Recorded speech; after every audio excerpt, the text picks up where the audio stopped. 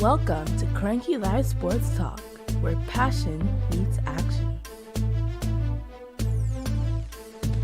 Hey sports fans, I am Cranky, and this is the Cranky Live Sports Talk, the podcast where we dive deep into the hottest topics, the biggest games, and the most controversial moments in sports.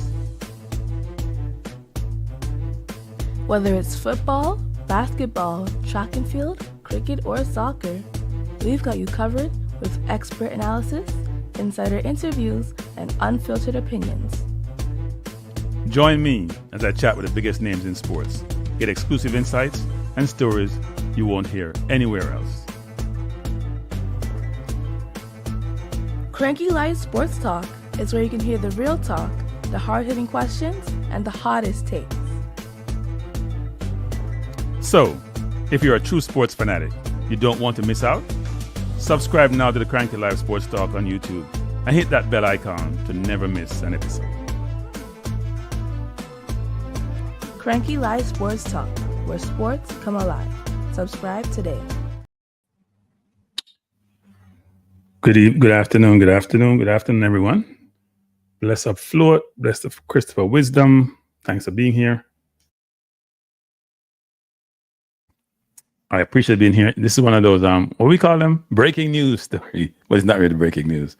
It's just doing an impromptu show, given that we had the press conference to announce the Jamaica national team for the upcoming Copa America qualifiers. So thank you, Judith Williams. Judith Williamson, I should say. Apologize.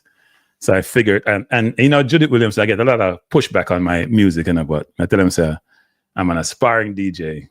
My new profession. But thanks for being here. Appreciate you being here.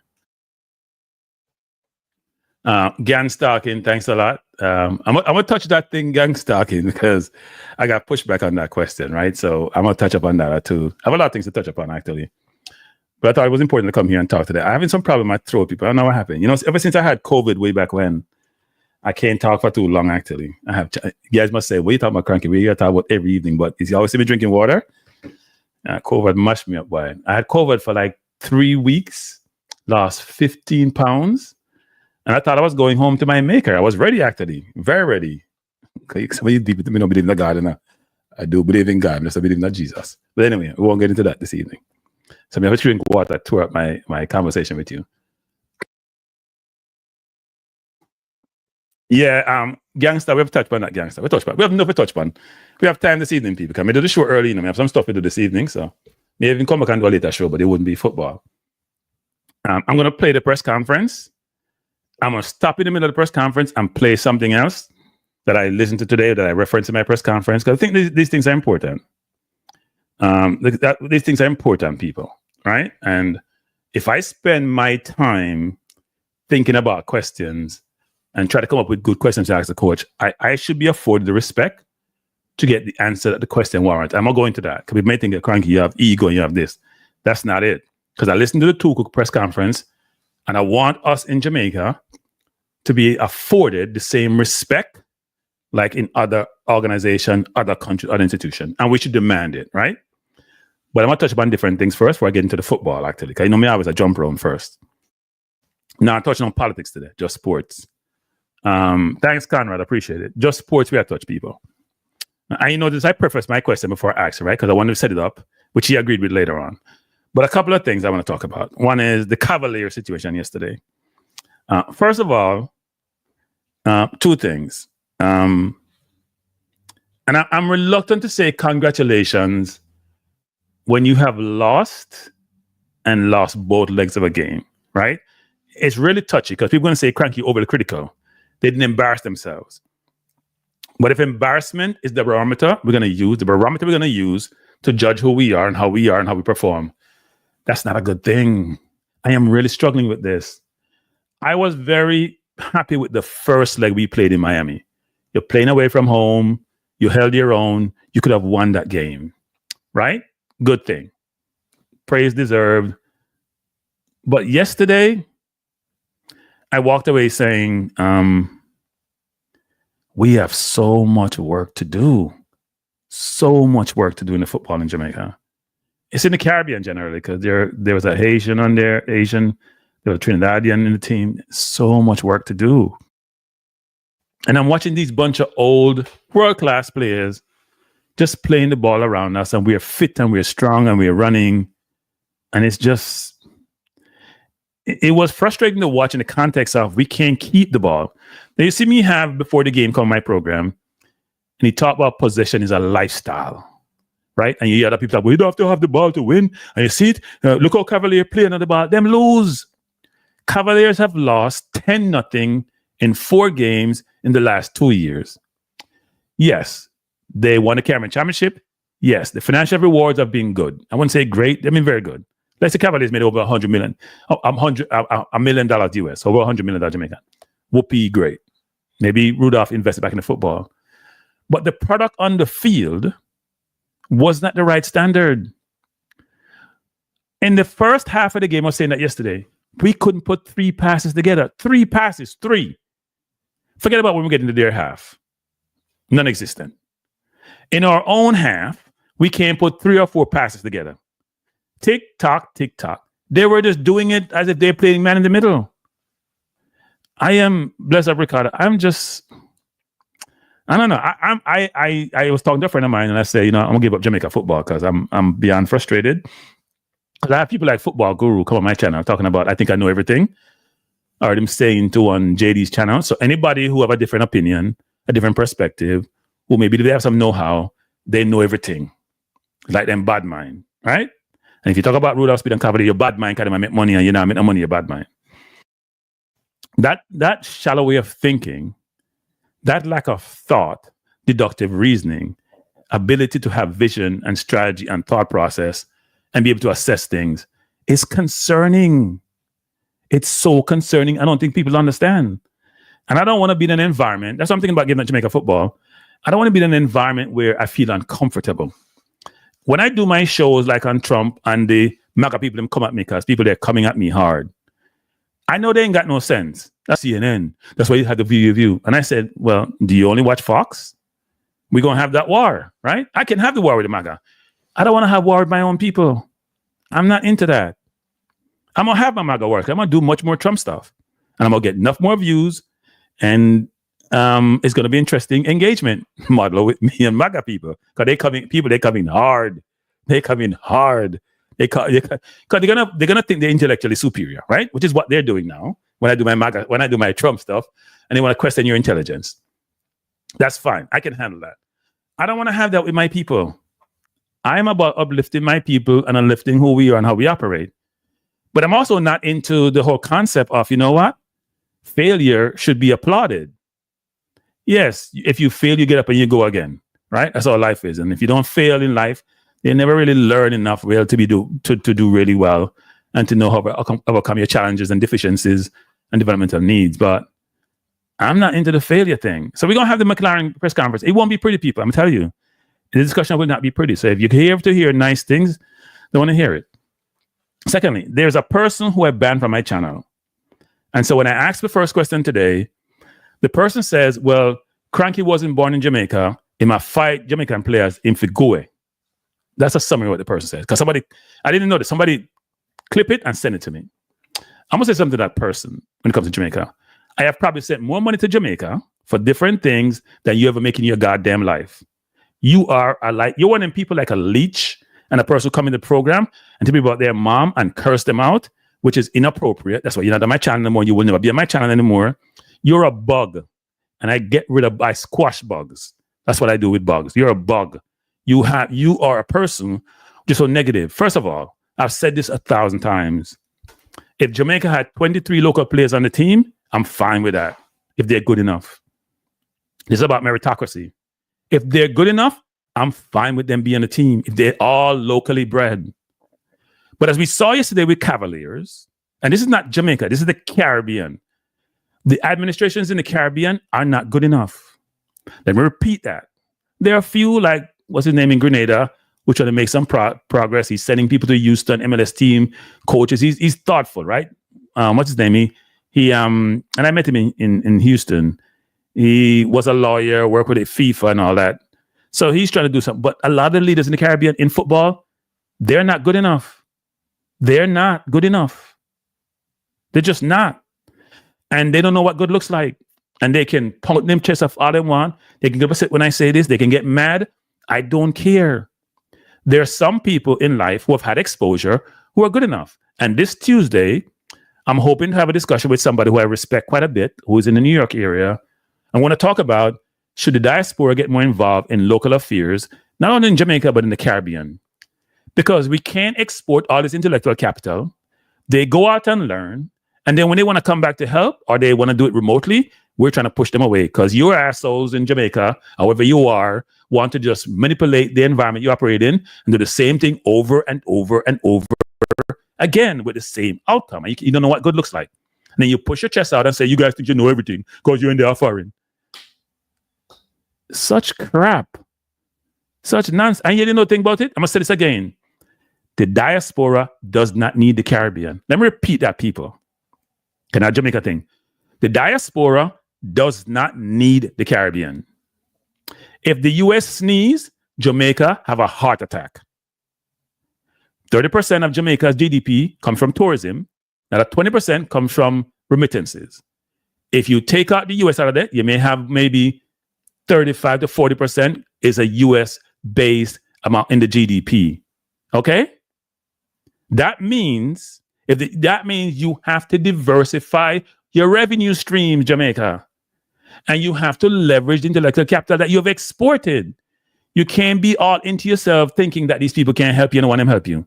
There are countries, I was doing a research today, that allow their citizens to vote who are remote. Go look it up. We are one of the biggest exporter per capita of people in the world. But anyway, me come off my soapbox. I'm just getting frustrated, people. And that's what I'm saying, I'm just going to do my MAGA thing. I can't take the nonsense with the football thing. I'll do my MAGA thing and get my MAGA beaten. Because they won't pay me feet. Because enough of them have you me thing. Because you see anything about MAGA, them run to kill you. So I have to drink more water, people. Yeah, Nitro. It appears that way, Nitro. It's frustrating, Nitro. It's frustrating. People, I see Messi go Jamaica. By the way, I'm not impressed. I'm not impressed. See Messi got Jamaica, and I see Babs the Granger run, and Prime Minister at that stadium, and everybody come on, show up. Now, I would agree in the last couple of games Jamaica played them turn out, but where were they before? Everybody wrong if you go see Messi. And when you see your national pride and you're local and you're this, why not turn up in a 35, 40,000 when Jamaica play?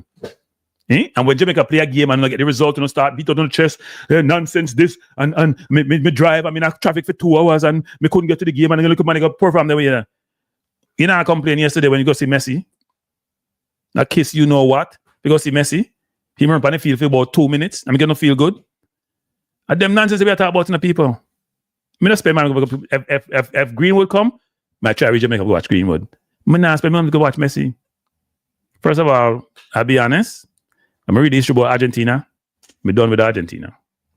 I repeat that. When me read history about Argentina, I'm done with Argentina. I not support nothing Argentina. Nothing. Not even a roach in Argentina, I not support. I support nothing Argentina. Done with them. When me hear the history of Argentina, so even though I not fight Messi, great player, has done well, I not support nothing Argentina, people. I tell you the truth. So I can't go say me a hypocrite. A hypocrite thing. If Greenwood come to Jamaica, I try to find, if I like fly, I try to find me where Jamaica watch Greenwood play. Because Jamaica may represent and Jamaica may I deal with.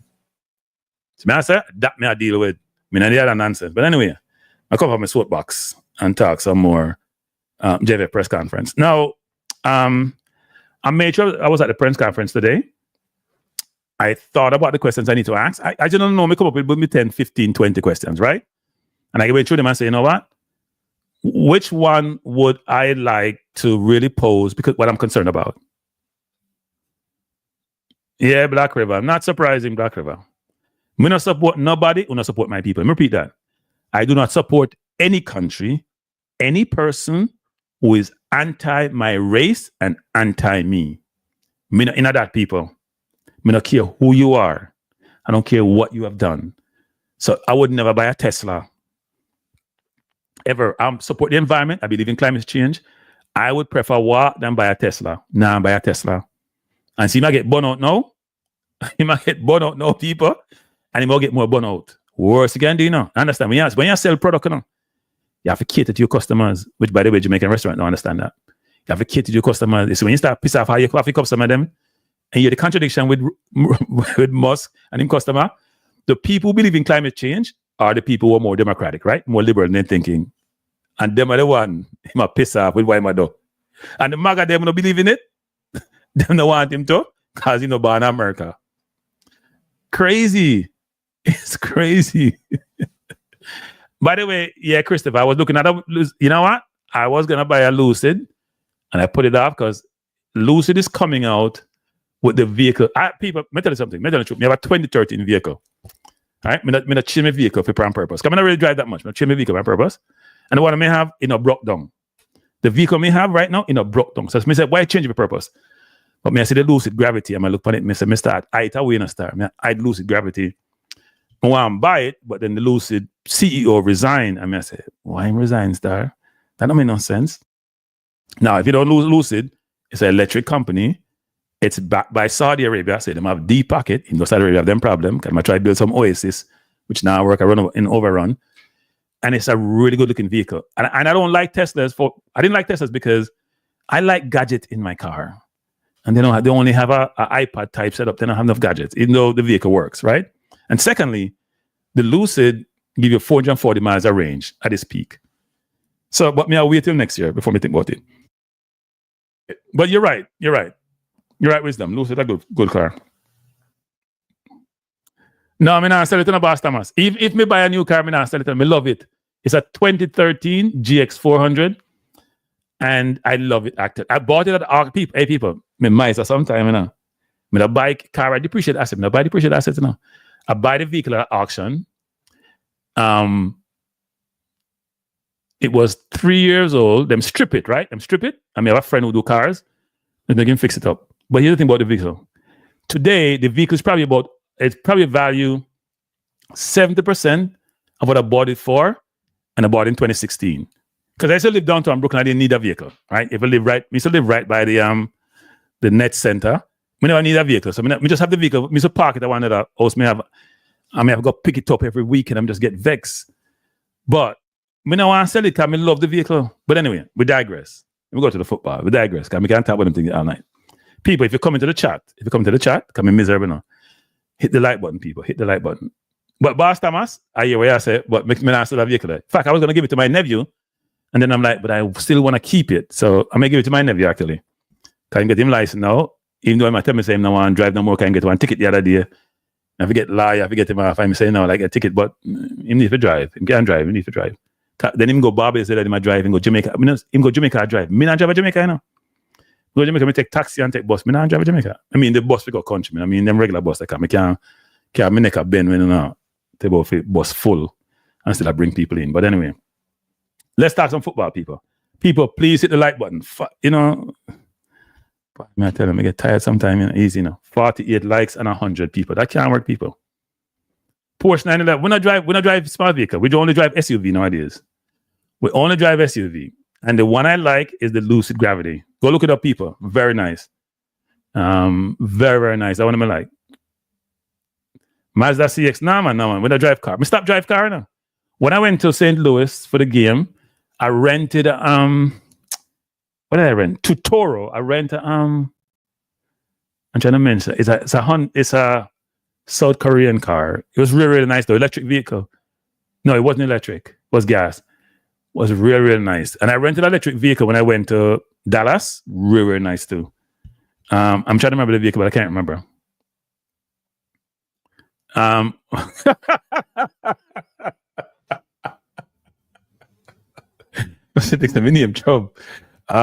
have no problem traveling public vehicle. I'm not one of those elitists when it comes to that, No, sir. Audi 2019.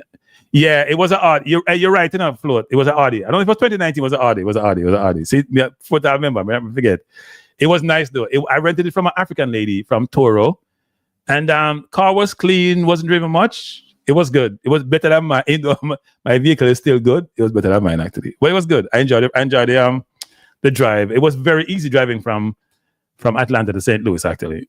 Yeah, but it has to be an SUV, people. I I'm driving nothing except SUV. No, I don't care. And I don't drive cars SUVs for the last 20-something years. One day I was driving a car in the New Jersey Turnpike, and I realized I couldn't see anything. I was below everything. And I said, you know what? Me just say, you know, me not drive no more car. I float, bless up float. All right. So me not drive no more car because when me drive on the turnpike, I mean look, we can't see over nobody. Everybody above you. Okay, everybody in an SUV, so that's why I stop drive car. Because me don't need to drive fast anymore for race anybody, so now do that. Come on, please hit the like button. Please hit the like button. Now get into football, people. So I don't go into. All right, Chris, we're gonna do one, Chris. We'll do one. What you want? What do you want in this, Chris? What in financial area you want to talk about? Let me know, and we can have a discussion. And by the way, Pastor, if you're around, I do want to have a discussion with you on this program about God, religion, all that thing, Israel, Jesus. Want to have the conversation, people. We have to have the conversation. So call out your grandmother, your sister, your aunt, come talk. We want to talk about it. We want the conversation. I want to have conversation, people. This is very important. Trust me on this. It's very important. You have to have conversations that make you uncomfortable so you can get comfortable. You hear me say this numerous times. When we talk about God, we can't be hiding and get all nervous and say, we don't want to talk about that. And cranky, stop. That is nonsense. Let's have the difficult conversations so we can try to get comfortable with the difficult subjects.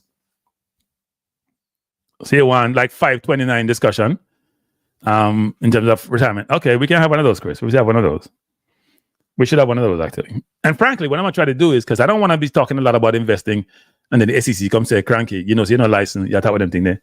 So I'm going to try to get somebody who's licensed to come on have the conversation. I was trying to get a friend of mine, well, not my friend, one of my old staff who runs a portfolio for a big company. But then he had to go to his compliance department. There ain't no compliance there. Well, who is he? And if people come to my channel, they all get nervous, right? And then come look at me, them say, let me give me the link for this channel. And then they hear me attack them. I say, no, you can't go for that channel. You can't go for that channel. Sorry. We're not having you who represent our company. You may go as personal, but we can't take that risk. This person may say anything. So I have to think about how I get somebody to come and talk about that. I'm going to talk to a friend of mine, actually. I haven't talked to her in a while, though. I have to try to get her to come and talk, actually. Financial planning, generational wealth. All right, we'll come up with a topic, people, that works really well. And maybe we can try to if I can find somebody to come on who is in that sphere. I have to go reach out to people who I haven't talked to in a while to come and talk about it. I'll be the questionnaire and they can talk about it.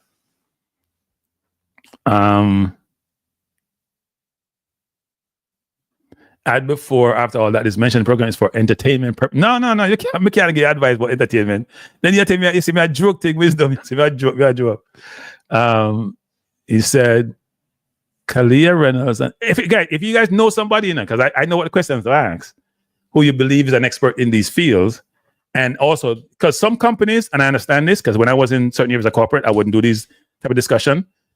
They are right in not allowing some of their people not to do this. That's why I'm very surprised that Musk has not been reined in by Tesla, which is a public company. That to me is mind-boggling, people. I'm telling you, mind-boggling. He's destroying a company where he doesn't have more than 50% shares in the company. I think he has about 29, somewhere around there percentage. So the other 70% of shareholders, what the hell is happening to them? Their company getting destroyed. Their value is going down. He's not being sued by some lawyer who's doing a class action suit. It doesn't make any sense to me. EVs from America, I don't know much about them, Michael Sadler. I've heard about it. Which country? Was it Zimbabwe? I've heard about it quite a bit. They're not using, it's not really EV, no. They're using some electrical energy thing, actually. It's not really any water or liquid that they're using, actually. I was watching a program that the other day, actually. I have to do more research into it. But people, that's what we should talk. I'm glad you guys are interested in some of these subjects because it's very important for us as a people to have these dialogue. And those of you who just want to talk football, this is not just a football channel anymore. Meanwhile, break it up between two channels, it not happen. So we'll talk live. That's what we'll talk. And sports is a subcomponent of life. Yeah, Meeks, we'll have the conversation. We have the conversation. So let's start the football, people. Let's go to the football. I could be here all day pontificating about tons of things. So the press conference today, it was interesting because I actually listened to most of Tuchel's press conference when he named the England team. And I was assessing his response and the completeness of the response to what we got from our coach. And this is important, people. Don't get this twisted about Cranky know himself and Cranky think this, and because I saw someone was there sometime. I want us who are in the media in Jamaica, I cover Jamaica sports, and I think everybody's realizing now that the new media is media. It's not some sighting, and that they should be taken seriously. They should be taken seriously, right? You can't just treat it. You can't treat people because of various people in the media. People, some people may come in informed, some people come in informed. It's all part of the new media. The old traditional media is not dead, but it's on life support because no one now has a monopoly on information. And now the same radio station and TV station, because they don't vex, and don't say it work anymore. And therefore, if you're brought into the environment, you should be afforded the same respect. So I'm going to talk about that. So let's listen to the press conference, people. First of all, the Jamaica team for the upcoming Nations League qualifier, Gold Cup qualifier between St. Vincent and Grenadines and Jamaica was named, right? This is the squad. The squad, I've been informed. Can you guys see this really well? Do I have to blow it up bigger? The squad supposedly has 9 local players in it. That's my understanding. You guys can tell if I'm wrong or not. Right? 9 local players in it. That's the squad. That's the Reggae Boyz squad. 3 goalkeepers. So we have Shaquan Davis, Andre Blake, and Jamal Wade. Nothing new, nothing expected. Defense, we have Richard King, Ethan Pinnock, Kyle Ming, Christopher Ainsworth. By the way, Ainsworth, I think, was Ainsworth the one who gave away the penalty yesterday? I think so. Dexter Lambakizi, Mari Bell, Joe Latibaudier, and Fitzroy Cummins. In the midfield, we have Isaac, Jashawn Anglin, Bobby Reed, McCullough, Palmer, and McGee. Midfield look weak, man, tell a star. And then we have Leon Bailey, Demari Gray, Nicholson, Dixon, Cephas, and Brown added. So nothing concerning in the defense, goalkeeper, defense, even forward line, because we know Antonio's out. So I repeat. Here's my first observation. That's why I asked the question I did today. We're not bringing in any new blood from overseas. None. Now, I saw today where Tuchel didn't include a few players like Morgan Gibbs-White and Spence, right? Jed Spence. And I've always thought that Jed Spence, I watched Jed Spence play against Arsenal, I think it was 4 years ago for Nottingham Forest in the FA Cup. They knocked us out. And he shut down Martinelli. And I thought we'd pursue him. The problem we have is we don't have a recruiting strategy.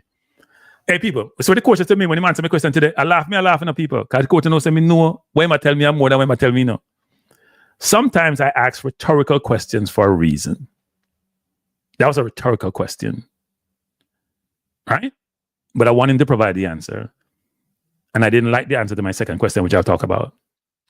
But the fact of the matter, there are some players out there, people, who, if you catch them before they get to a certain level, you have the best chance of capping them and keeping them.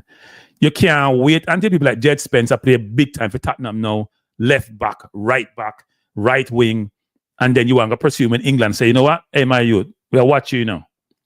So we'll keep your eye on you. No, we're going away. We'll keep your eye on you. We can't bring you in this window. We'll bring you in next window. You are behind the time. You are behind the time. I'm telling you, people, sometimes I'm pulling my hair out and I don't have any hair. I'm pulling it out big time. Like I'm just vexed. I mean, listen to some people sometimes, like some people in my chat who say, Crank, you're going like you know everything. It's not that you know everything in the people. It's that you know what you know and you see what's happening and you're like, well, why can't these people see this? What is so difficult about that? Now, I'm sure the people in Jamaica love that we have 9 local players in the team. I don't care if we have 50. But are the 9 players good enough? That's the question. Are they good enough? And if they're not good enough, and wait, by the way, let's go to the press conference. I must stop it when I play because he said something after one of my questions, which I thought was interesting. So let's go to the press conference, people. Here, it's the squad announcement press Let's go to conference the for press the conference. upcoming CONCACAF Gold Cup prelims Can you guys against hear St. this? Vincent and the Grenadines, March 21 at the Arnasville Stadium in St. Vincent and March 25 at Sabina Park in Kingston, Jamaica.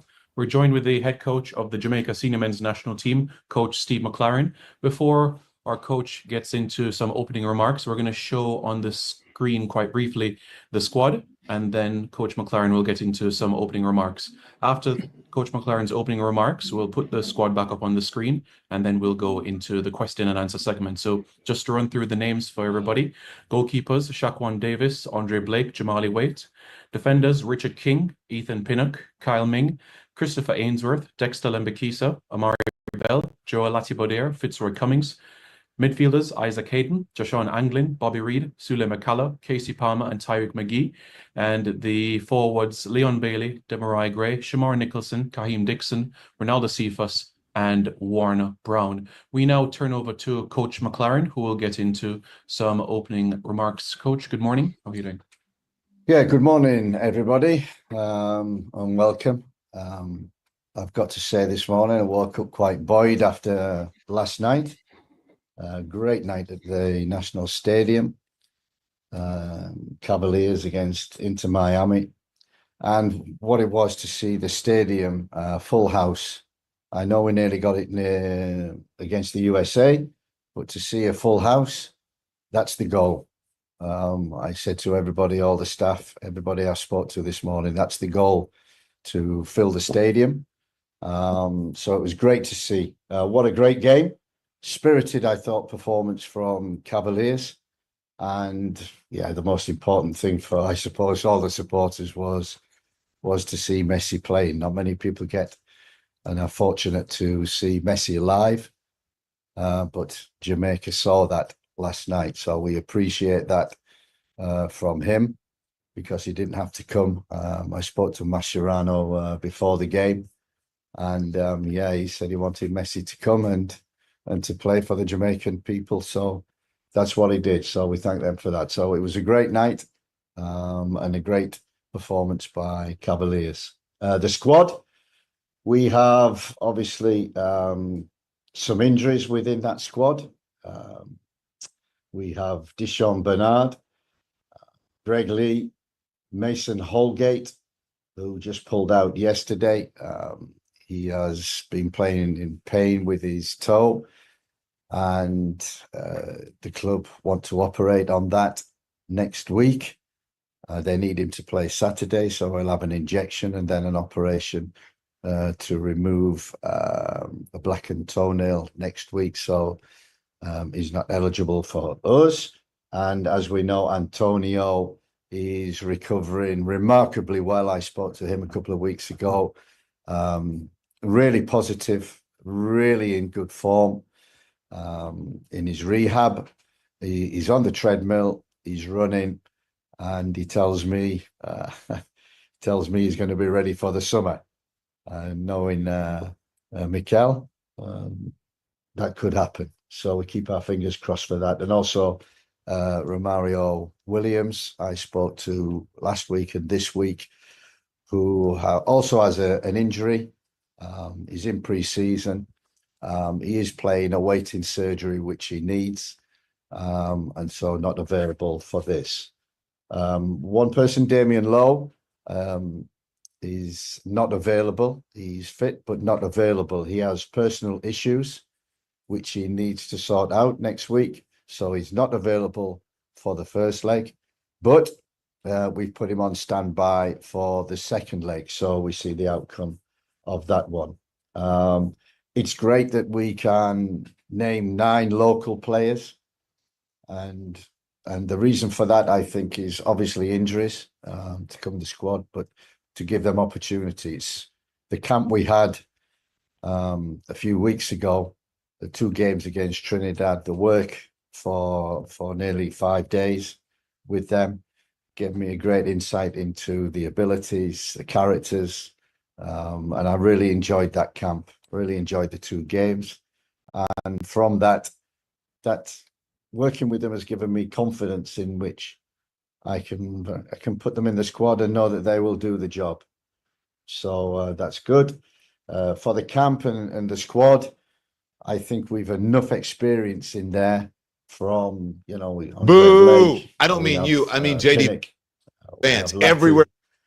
Letty, we have Amari Bell, Isaac Hayden, Palmer, Bobby Reed, welcome him back, Leon Bailey, Damari Gray, Shamar, all experienced players. And, we expect them to step up and see us through and get us into the Gold Cup.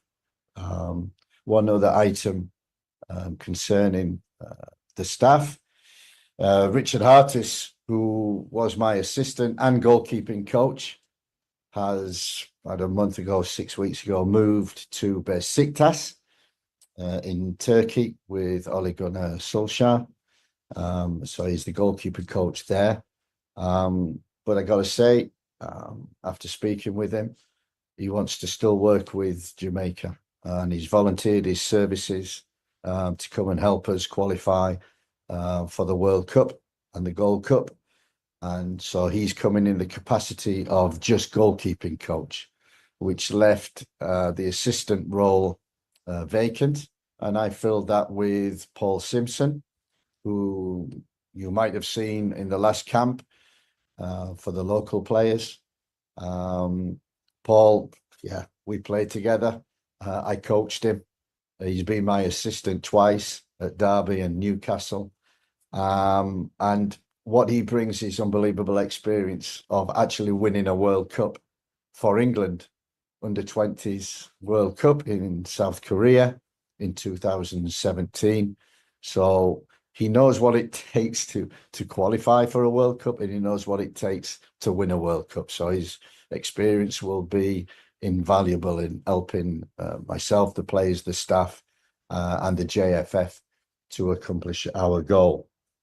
We come up next week in this camp against St. Vincent and Grenadines. What do we know about them? We've watched them for 6 games in Bonaire, Montserrat, and El Salvador, twice each. So we've watched 6 games. And this is not going to be an easy game. El Salvador, they beat them at home, and they should have beat them again, but conceded a last-minute goal against. But they had 2 great games against El Salvador, and we know the team has got good attitude. They play with each other regular, so they know each other. They've got a great spirit and great attitude, and players in the front 4 who can hurt you. My first job is to make sure that we don't approach this game complacently, and we'll be certainly showing clips of St. Vincent and Grenadines, the strengths and how they can hurt us. If we're not right in terms of attitude, this can be a very, very difficult game for us. Our goal is really to get the job done, to qualify for the Gold Cup. It's important we do that. Important for various reasons. To do that, keep the ranking high so we get better qualification, better seeding in groups, we hope, coming up. What I want, my final message before I take questions, it's a World Cup year. It's a big year. It's a year in which we've got a great opportunity, an opportunity not achieved since '98 of qualifying for the World Cup. And everybody has to be together. Everybody has to be together. Everybody has to work together. And what I expect is, from the top to the bottom, I expect the JFF to provide us with the tools necessary to make sure that the players and the staff and everybody get the equipment and everything that we need to be able to achieve the goal of the World Cup 26. We expect the players to show commitment, attitude, and professionalism, which is the key thing, and make sure that they know this is it's a one-off opportunity to qualify for the World Cup, and the players must have that commitment, attitude, focus, And above all, sacrifice. I think it's a year of sacrifice for Jamaica, for each other, for the supporters. So everybody has to do that. The staff, to show their expertise, we need that to be available and make sure that they're supported. And ultimately, I think I come full circle. I saw a full house, 35,000 in the National Stadium last night. We had 29 against the US. We want a full house again. And we'll only achieve that if we're successful and heading towards the World Cup. So the supporters get behind the teams through thick and thin. There will be ups and downs. There will be disappointments. There will be highs. But make sure that we all stick together from top to bottom. Thank you. Thank you very much, Coach McLaren, for that. We'll now open the floor for questions from members of the media. Mr. Spence, good morning. You can go ahead.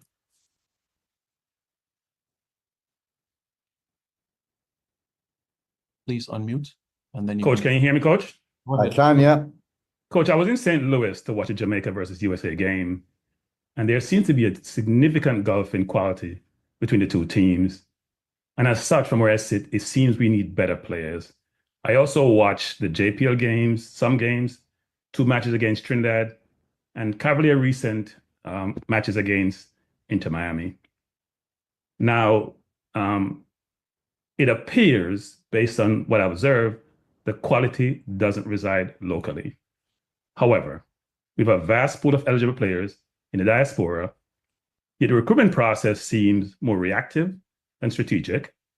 As such, what structured approach, if any, is in place to actively scout, track, and engage its players before they commit elsewhere? And what are you doing specifically to source these players?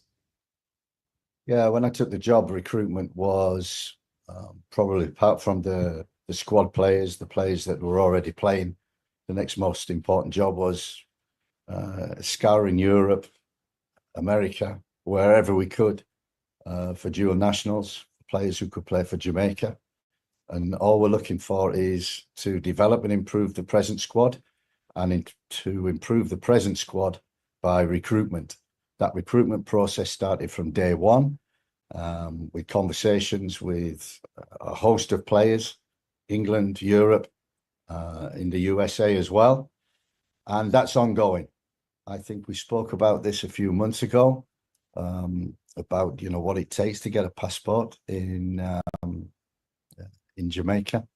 And the process is very long. It's very patient wearing. And we have several players now who are very close to achieving the passport that is required for them to play for Jamaica. It's been too slow. The process hasn't been, sometimes we're flying and sometimes we're close, and then we're far away. There's a lot of things to get a passport, and a lot of documents that the players have to collect, and documents from, you talk about grandparents, so 30, 40 years ago, trying to find birth certificates, etc. In the parishes in Jamaica has been very difficult. But we're on with about 5 or 6, and we're only going to recruit players who can improve the present squad and the present team. So that has always been the goal from day one. That process is ongoing. There are a lot of people, especially in the UK, who are working towards that. A lot of people over here also, Devon Porter and Ian Campbell, through Roy Simpson, are working to get the Europeans nationalised so that they can play. Our goal is to have them available for, we have 2 friendlies in the UK at the end of May, 2 World Cup qualifiers. Hopefully we get through the next 2 games, the Gold Cup, and then hopefully we have the group stage of the World Cup. So we have a bit of time. We'd like them earlier. It's not been possible, but we're working damn hard to make sure that we better the players, better the squad, better the talent that we've got in there. You have a follow? So this is a reaction video, people. That's why I'm doing it this way. So my question was rhetorical in some respects. I know what we're doing recruiting wise, right? Later on, he'll mention Devon and he'll mention Ian as an individual. I know all of this. The question was more around what is he doing? I know he brought Hayden over the line, and Holgate was out there already. I don't see any young, gifted players who are not well known who are coming into the mix. I was watching a program on YouTube the other day. There's a kid from the US. I forgot what his name is. He brought up 5 or 6 players of Jamaica heritage who he thinks should be considered. There are a couple of them I thought were really interesting cases. We're not seeing any of this. He's going for old, recycled players who they know. My question was about where's the strategic recruiting construct that's in place to go source players? Being able to provide to them a convincing reason and rationale as to why they should choose Jamaica over their home country or otherwise. A player like Jed Spence, who was left out of England squad, if you had him on the radar and you had made a convincing case, you may just tip him over the fence and say, you know what, England doesn't respect me, I'm going to come play for Jamaica. Now, I know about Jed Spence. I've talked to people who have talked to his people, and he has aspirations to play for England. But the pursuit needs to be such where, you know what, these kids know they have alternatives and they can be convinced, right? I don't see where this coach is saying what he's doing. I'm going to play, before I play my next question, I'm going to play Tuco's response when he was asked a similar question about working remotely to the one I asked subsequently. Listen to the 2 responses and compare them. It's important, people, when you're doing anything nowadays, to have dealing with excellence and people who have certain capability to do things for you, who you employ and you deploy. It's very important. Let me see if I can find here what Tuco says, and then we can play how he responded to my question. Let me see if I can find it. Questioning of the working arrangements that the FA have granted you in the early weeks of your tenure, the fact that you appear to have missed some Premier League weekends when going back to Germany. What did you make of that scrutiny? What would you say about it? And will it continue? I think you confused the time a little bit between October and January, because I was many times in Germany and enjoyed my time off because I was not on the job. Since I'm actually on the job, I am based in London. I spent many days regularly in St. George's Park. We watched, I think, almost 25 matches live to see every player. Sorry. Sorry, people. Questioning of the working arrangements that the FA have granted you in the early weeks of your tenure, the fact that you appear to have missed some Premier League weekends when going back to Germany. What did you make of that scrutiny? What would you say about it? And will it continue? I think you confused the time a little bit between October and January, because I was many times in Germany and enjoyed my time off because I was not on the job. Since I'm actually on the job, I am based in London. I spent many days regularly in St. George's Park. We watched, I think, almost 25 matches live to see every player. But that was his response. I don't want to play the whole thing, people. That was his response, right? He said the reporter is confusing things. What was embedded in the reporter's question is this: you're the England coach and you have missed some Premier League weekends, right?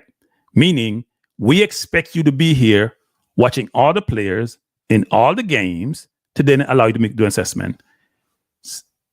And then he went on to say they've watched some, is at the center where they play football, St. James, where they have the center for the England team, and he's watched 25 games, people, right? That means he can go game live, go watch them, then I'll watch them some remote thing. Here is McLaren response to my question. Follow up, Mr. Spence? Yeah, I do. I just watched the press conference with Thomas Tuchel, the England press conference, and he was asked the question about the working arrangement he has with the England FA. And the question was more around, can you actually work remotely? And he noted this was only in the inception of the role, that he's been to over 25 games, only goes back to Germany to be with his family. You are currently working remotely. Can you truly be effective in your role working remotely? And do you go out to see potential recruits and go to a number of games to watch them to see if they can add value to your team? Yeah, that's exactly what I do and will continue to do. I have no effing idea what the answer is about. First of all, I thought the answer was disrespectful. Second of all, maybe I'm being sensitive, That's what you do. How many games have you been to? Where have you been to those games? You say you scour Europe for talent. Where in Europe have you been in talent? Have you been to Germany? Have you been to Holland? What are we talking about here? You don't give me some flippant answer to a serious question about how you're working remotely and sourcing talent for the national team. That's why I'm gonna stop covering this football. This is a joke thing, people. And if you don't want to deal with them nonsense, you can't deal with it. Me not deal with it. Me not want to be part of this. Disrespectful. Tuchel entertained the question with a smile and gave an elaborate answer as to what he actually does. Either you can't tell what you've done, can you not do nothing, or you don't think it was important enough for you to elaborate in terms of what you do. Exactly what you do? Really? How does that work? We see you in Jamaica once in a while. You come down there just before the international win, then you run back your yard. And that's okay, Rudolph? That's okay, Mr. Ricketts? That's okay, Dennis? They're not a party shop, they're not a joke thing. And you guys can get vexed all you want. I don't care. That's not how we're supposed to operate. You're getting paid. This is not no luxurification job. We want to go to the World Cup. We want to go watch games. And when we go to the World Cup, we want to compete. We don't just want to be there because we want to attend and be all happy. This is a joke thing, people. And some of you guys say Cranky too fussy and he's getting upset about nothing and he thinks it's important. And football gurus say he thinks he knows everything. I have worked around an environment where I expect excellence. I expect respect. I expect us to continue to improve and get better. And I expect us to be the best at what we can be. I'm not seeing that. I'm sorry. I'm not seeing that. That answer to me was flippant. I'm not because it was my question. That's exactly what I do. You're Thomas Tuchel? What do you mean that's exactly what you do? That's not what you do. That's nonsense. So anyway, I don't understand people. Maybe I'm too be sensitive. I don't understand. Thank you, Mr. Spence. Matthew, go ahead. Hi, good morning, Coach. Can you hear me? I can, Matthew. Yes. Good morning, Simon, as well. Coach, Lewis Baker, he was recently recalled from his loan at Blackburn, and he's been in fine form for Stoke this year. What, if anything, can you tell us about your recruitment for Lewis? And is he someone that Jamaican fans can expect to see sometime soon? I'm not going to discuss individual players that we're looking at and what stage they're at. Lewis is on the list, and another one that the process is very slow. But yeah, it's great to see him playing for Stoke, playing very well. We're in constant contact with him, and the process goes on. Thank you, Coach. Thank you, Matthew. Dre, good morning. Go ahead.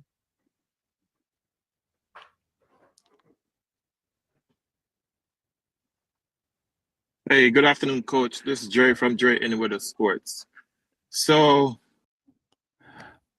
when this is done, I'll answer Drew Ross' question and Ricardo about what I expect in his answer. how much of an influence did the caliber of opponent have on the selection of this squad? And I have another question after that. We know this is going to be a difficult game. So the squad that we pick is the strongest that is available to us at this present time, what I think, and a squad that is good enough to get the job done. It's with experience, players who have played regular. We welcome back a lot of players who haven't played since October, like Bobby Reid, like Ethan Pinnock. So we're confident that we can get the job done with the squad that we've got, and it's the strongest squad I believe that we could pick. Okay, and also from last night's game, I'm not sure if you watch it, but were there any players that you were impressed with their individual performances from the Cavaliers team, of course? Yeah, obviously, you know, we were there to, and I've seen Cavaliers probably more than any other team, so I know the players well. We had them in camp also. And yeah, some players were very, very close and are really on standby for the squad because we've had injuries already this week. We've got a weekend to go, so we'll probably get more injuries and fallout. So we need replacements, and no hesitation. We have players in the UK, but also local players now. You know, we've included King is an integral part of our squad and our team. Ainsworth obviously comes into that as well, but they have many good players. We've looked at Atkinson, at Calvin, at Shamal Watson, Adrian Reed.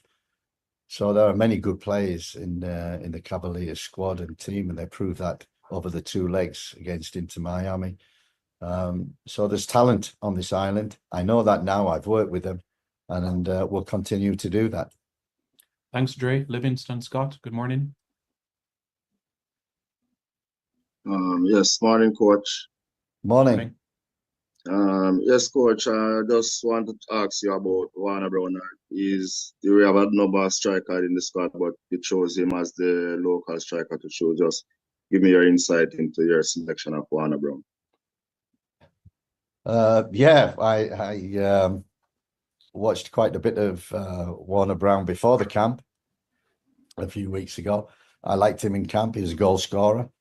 The game we went to see him, Arnott Gardens, he scored a hat-trick. And so it was quite easy to include him in that squad. And he's one of them who I think can help us impact. He's a goal scorer. He's quick. He runs behind, and he's got an eye for goal.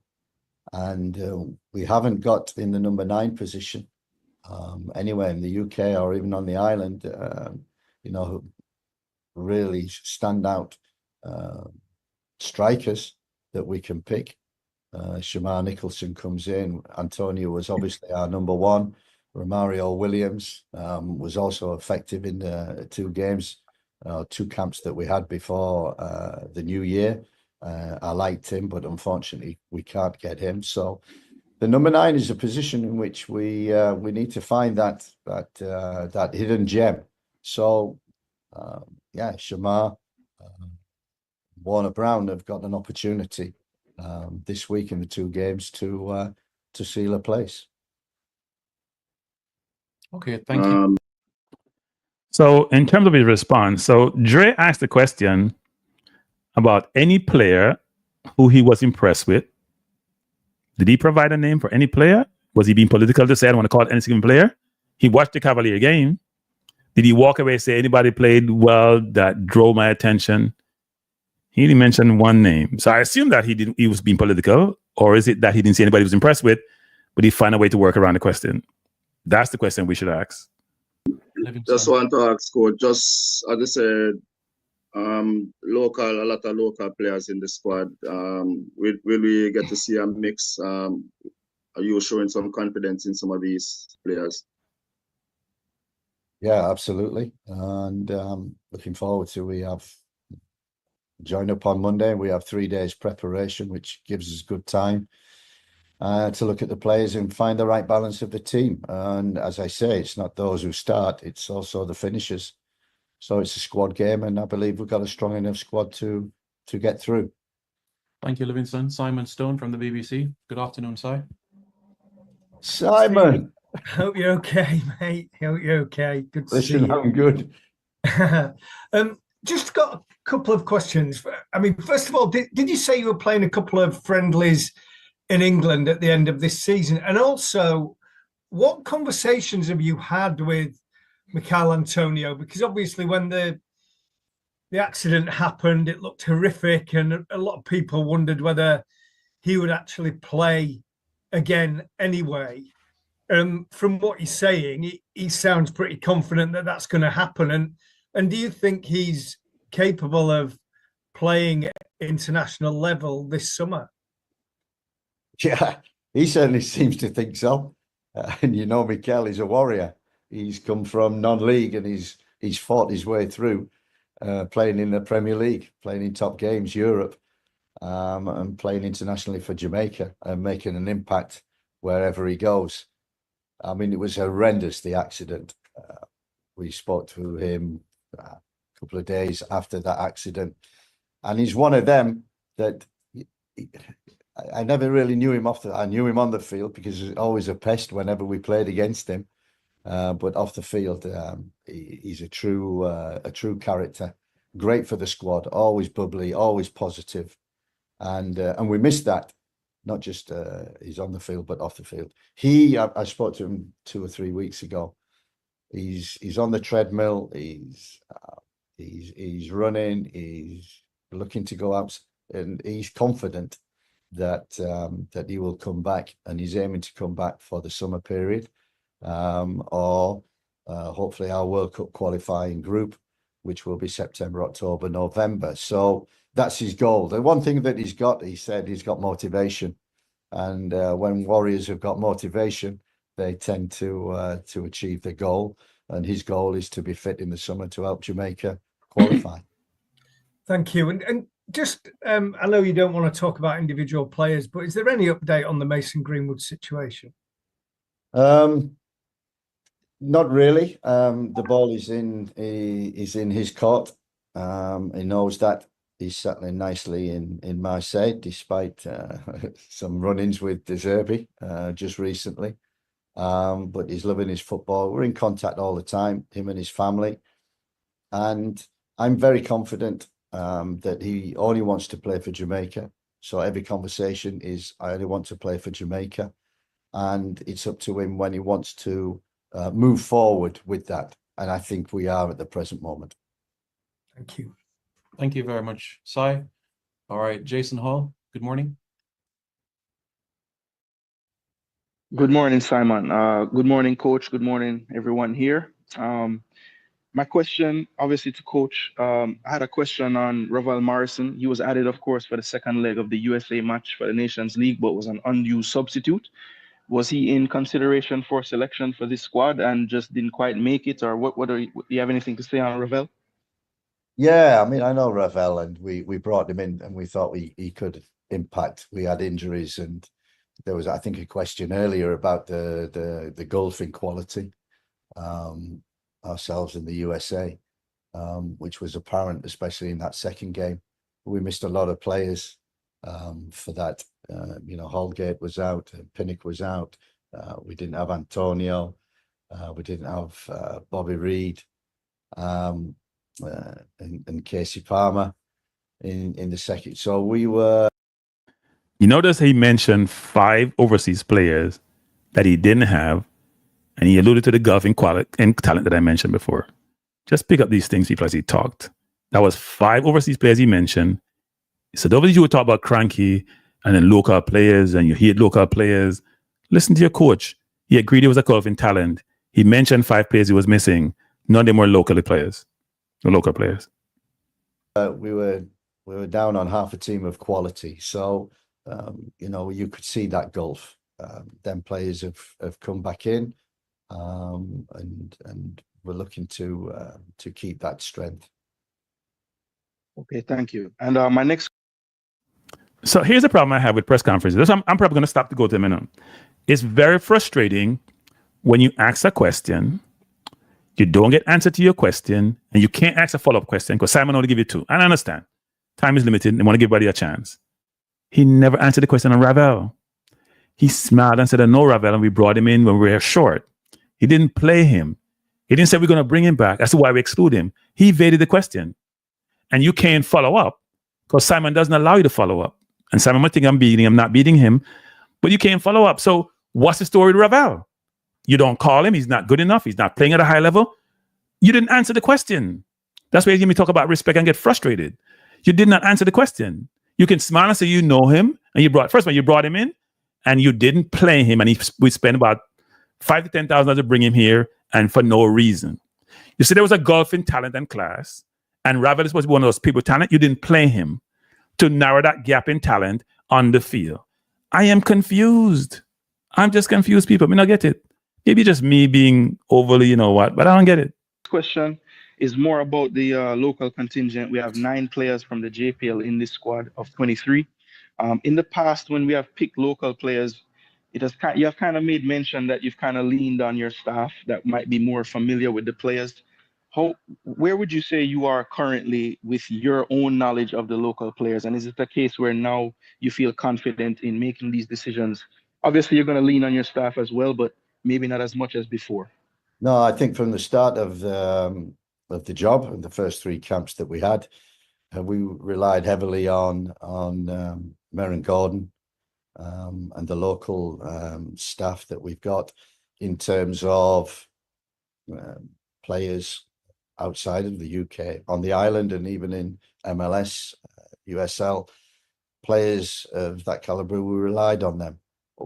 The big advantage is that over them 3 camps that we've had, we've seen a lot of players because of injuries. We've had to call in players, and we've looked at some and looked at others and discovered some gems and others who were not good enough. And we just felt that the camp in January that we had in the games in February against Trinidad.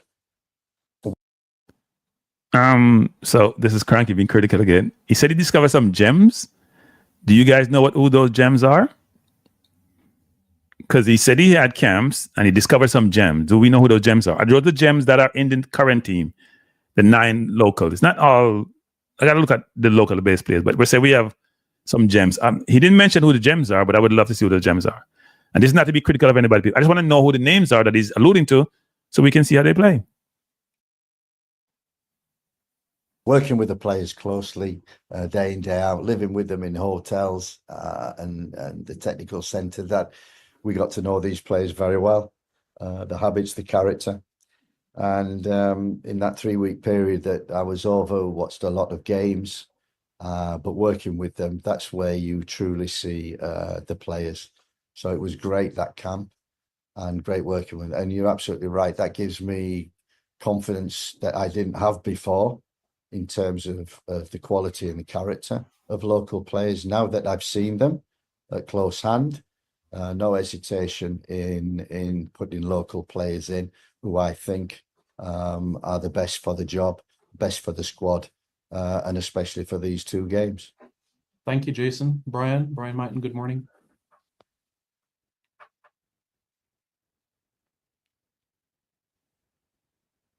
Yeah, good morning, Simon. Are you hearing me? Yes, I am. Go ahead. Yes, good morning, coach. Just a question on 2 players. So in the local Premier League, we have an attacking midfielder called Nikhil Ellis, who's actually been doing pretty well. Do you know anything about him? And also, recently, we had a U17 World Cup qualification, which we had a young striker, Seymour Reid. I noticed you mentioned strikers just now. He's a young player who's been training with his MLS outfit and is also playing in the MLS Next Pro. Any reasons as to why he couldn't have been invited in this camp? Yeah, we've got a little bit for experience, but we certainly know the boy Fuller. And while we were over the last camp, we did have a couple of days at the technical centre where the under-17s were preparing for their camp. So we saw a lot of them players and the ability and the talents that they've got, and that was apparent in the games. Unfortunately, they got knocked out unexpectedly when probably they expected to go through. And yes, I think you're absolutely right. We need to look at these players even closer because age is not anything. If they're talented and they're good enough and they're better than what you've got, no doubt we will put them in. So these are 2 players that we've got on the radar, and we will certainly be following. As I say, for the summer, we've got heavy recruitment already in process, and different names coming to us every day, not just players in England, but also in America and other countries. So recruitment is certainly one of them important aspects of building this squad so it's strong enough to qualify for the World Cup. Thank you, Brian. Daniel Blake, the Observer. Good morning, Daniel. Hi, good morning, Simon. Good morning, Coach. Hi, Daniel. First question in regards to Leon Bailey. After he had scored in the first leg against Club Brugge in the Champions League, he said he was really looking forward to playing in the Gold Cup qualifiers and eventually making it to the Gold Cup. He also admitted that he's had a fairly tough season, but he's a warrior, like you mentioned, similarly with Michail Antonio. What have your conversations been with him since that last USA game in November. I know that he's been sort of in and out of the Aston Villa team, but how much confidence have you seen from him in recent games and just in your conversations with him? Yeah, the conversations are always positive and very honest. We were very honest after the 2 USA games, and we followed him. I follow him very, very closely. And it's no coincidence, Unai Emery, he, when the big games are on, when they have to win, he always puts Leon in the team. He's got a lot of games, a lot of rotation going on. That's why he's in and out. His fitness is good when he plays.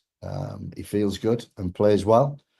And, you trust the judgment of top managers, and Unai Emery is a top manager.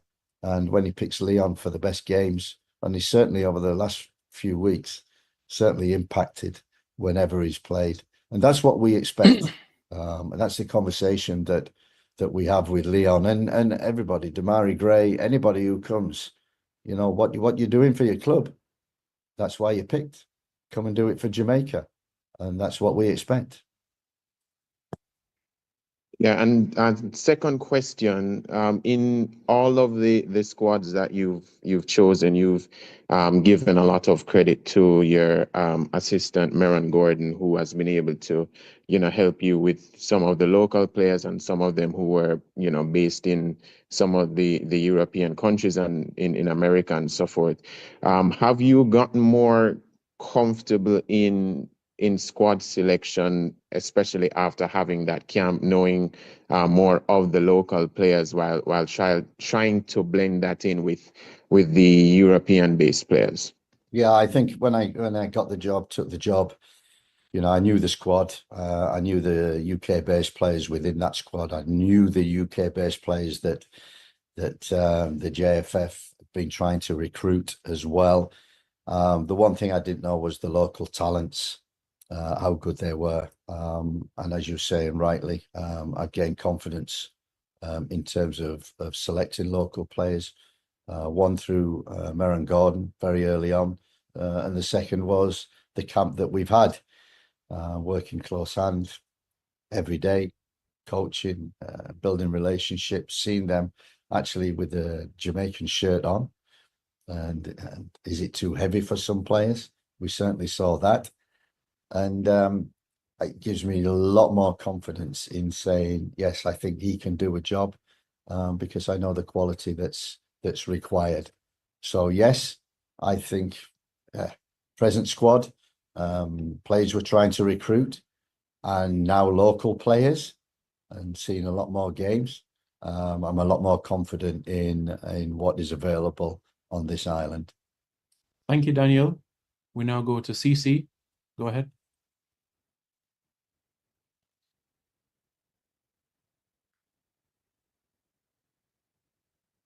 CC, good morning. You can unmute. Yes, I have unmuted. Sorry about that. Good morning, coach. Good morning. You heard me, coach? Good morning. Yes, I can. Yes, so coach, my question surrounds the fact that when you mentioned about number nines, right? And not being limited option. But there's a couple players that I think seems to be the forgotten soldiers of Jamaican football, in even the fact I think you have a Trivante Stewart right now who plays in the Serbian top league. He's played 90% of the games. I think he's been 24 games, 7 goals, 3 assists. That's 10 goal contribution.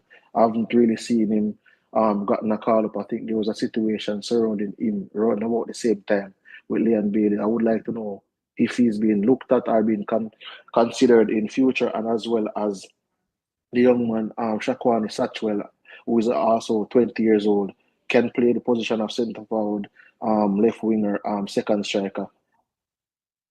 Yeah, we're monitoring all the players around Jervis, Serbia, Israel, as you say, Van East. We know well. Yeah, we're monitoring them all. We know them all, and through the facility of Y Scout, we're very fortunate that we can see any player around the world. So yeah, and we're getting names every day. So if you've got names, mention them to Simon. We certainly check everybody out.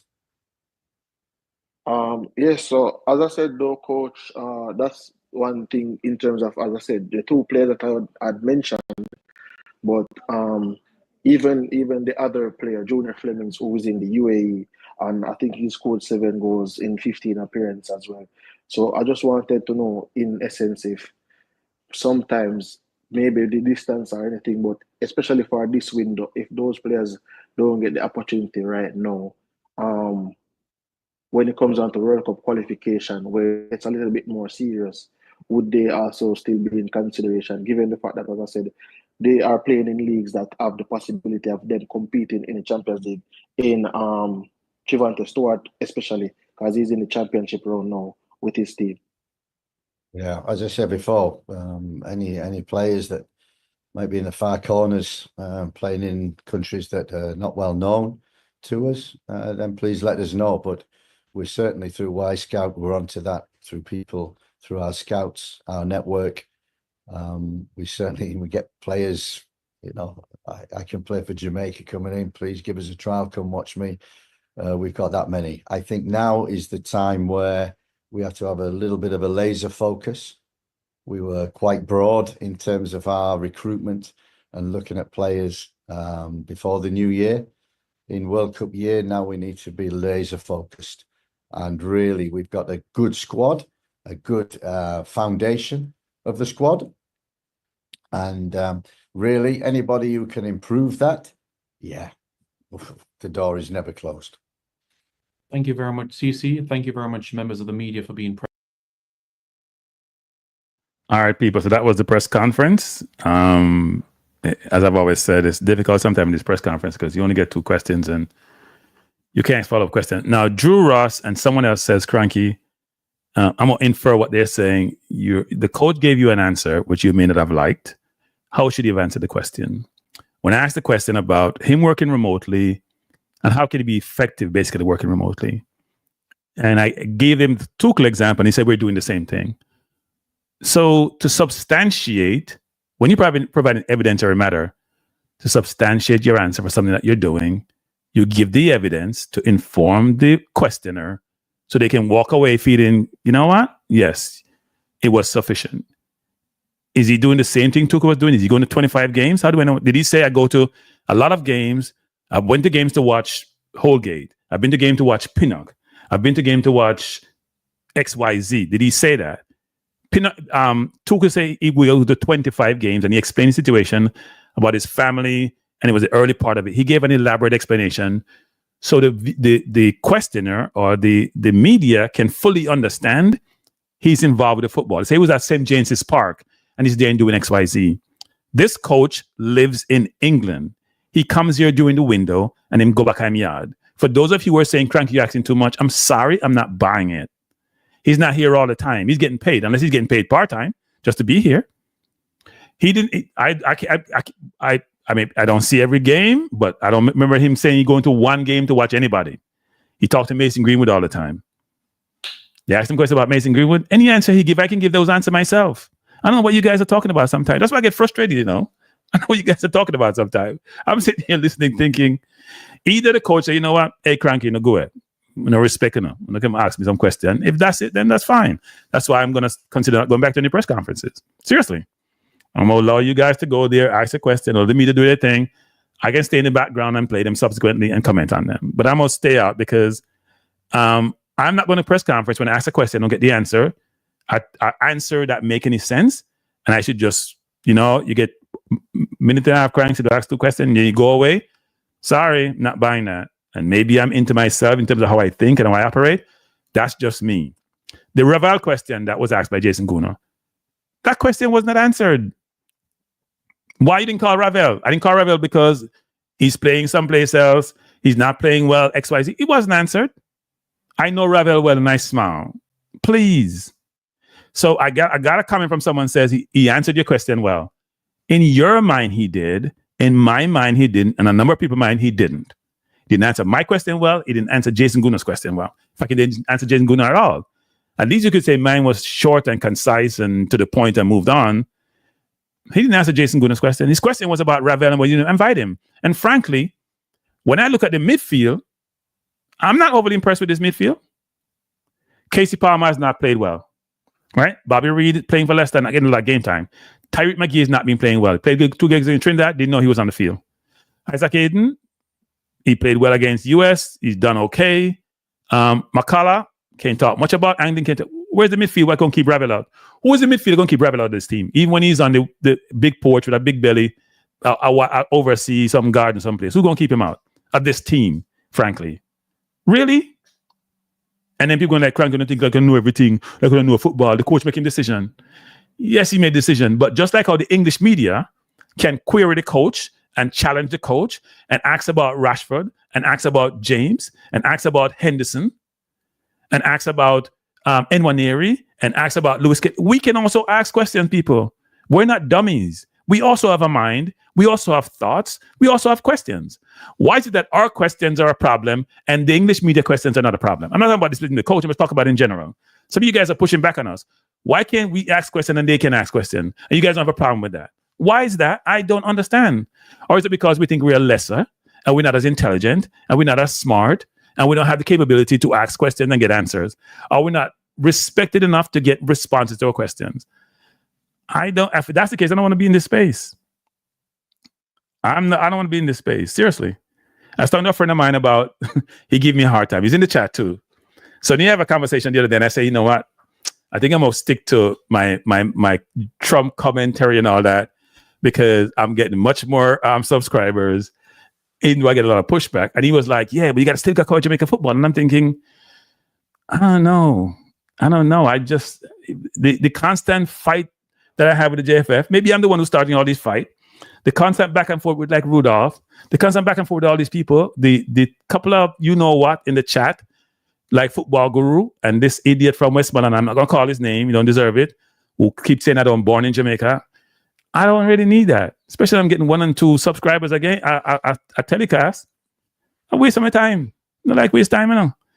If you're not getting a return on your investment, people, you got to change what you're doing. I'm going to say that again. If you invest your time and effort and work in something and you're not seeing a return on your investment, you have to pivot. All right? You have to pivot. So that's all I'm going to say about that. I am going to take a break from these press conferences because I don't want to be in an environment where I feel like, you know what?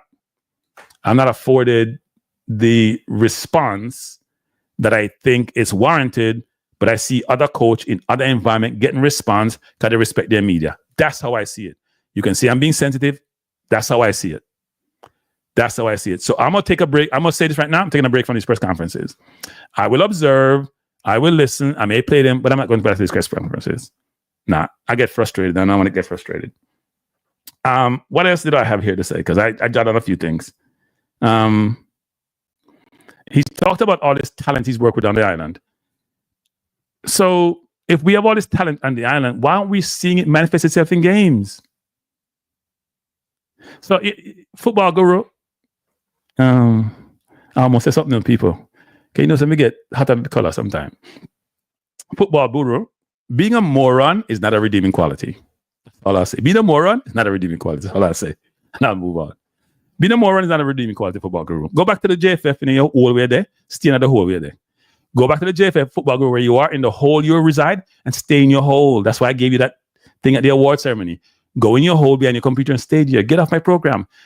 Just take off your subscription and go about your business. I know they send you here as a mole to upset me, and you're doing a brilliant job. I admit that. Now be lost. You're getting on my nerves. Because you're part of the problem. You are part of the problem. No sense. No sense. Keep doing the same thing over and over again. By the way, people, as I said, I'm supposed. Let me calm down. Let me drink some water, people. Okay, now I'm getting heated. I'm having a program on Tuesday. I'm supposed to have a special guest. This is not football, though. And if I don't just want to talk football, the program's supposed to be about should the diaspora be more involved in local affairs. And by the way, may I bring some evidence with me with other countries like Mexico where diaspora are involved, can even vote in elections. Okay, not just get involved, vote in elections, both local and at national level. Good evening. Thank you. Yes, sir. I think we all know you well by now. You know how much time you say I go stop this up and then not stop doing it. So you know what? Hold me to it about the press conferences. Hold me to it. I expect to see you in the next one, especially seeing that. So put some money on it. Put some money on it. Some money on it. No, I'm not going back to the press conferences. At least not in the immediate. I'm not going back to the press conferences. I'm not. Okay, you know what? One is coming up. I'm not going back to the press conferences. Just as much as you hold the JFF accountable, we the people should also hold it accountable. So let's see. No, I'm not going. I'm telling you, I'm not going back to the press conferences. I'm going to leave that alone. First of all, when I used to go there, Sam and I used to have this battle because maybe I'm not raising my hand the right way, and it's a back and forth. I was just like, you know what? I got to be involved. So wait, give me 1 second. Somebody's trying to reach me here. I got to call them back. But no, I'm going to take a break from the press conferences because just to give it a break. The football, if you get a break from me, if you get football break. If you agree, hey, football group, I agree with you. If you leave no football alone, as I'm not telling me, I'm in Jamaica, coming on Barna, Jamaica, not leaving no football alone. Football guru, you should be celebrating and be happy now. Go ahead. Go ahead. But you remember when Lee Carsley was the caretaker at England, right? He brought in as many players as he could, especially the younger ones. And let's say that he was going to get the job, right? And he was using that as a window to look at the Morgan, Gibbs White, and some of these other respective players. And I think the reason as to why he did it was to let me assess the talent level of these players. Okay, I'm seeing them in the Premier League on a week in, week out basis, but let's see them for the national team, right? And I don't think we're using our windows enough to look at the younger players to see what their talent level is at in terms of, okay, we know how they play for the clubs, right? But in terms of in the national setting, we're not really doing that in our windows. And as I said before, the windows that we have coming up, it's not really for experiment moving forward, because you have the World Cup qualification and then you have the Gold Cup tournament in which you want a solid squad.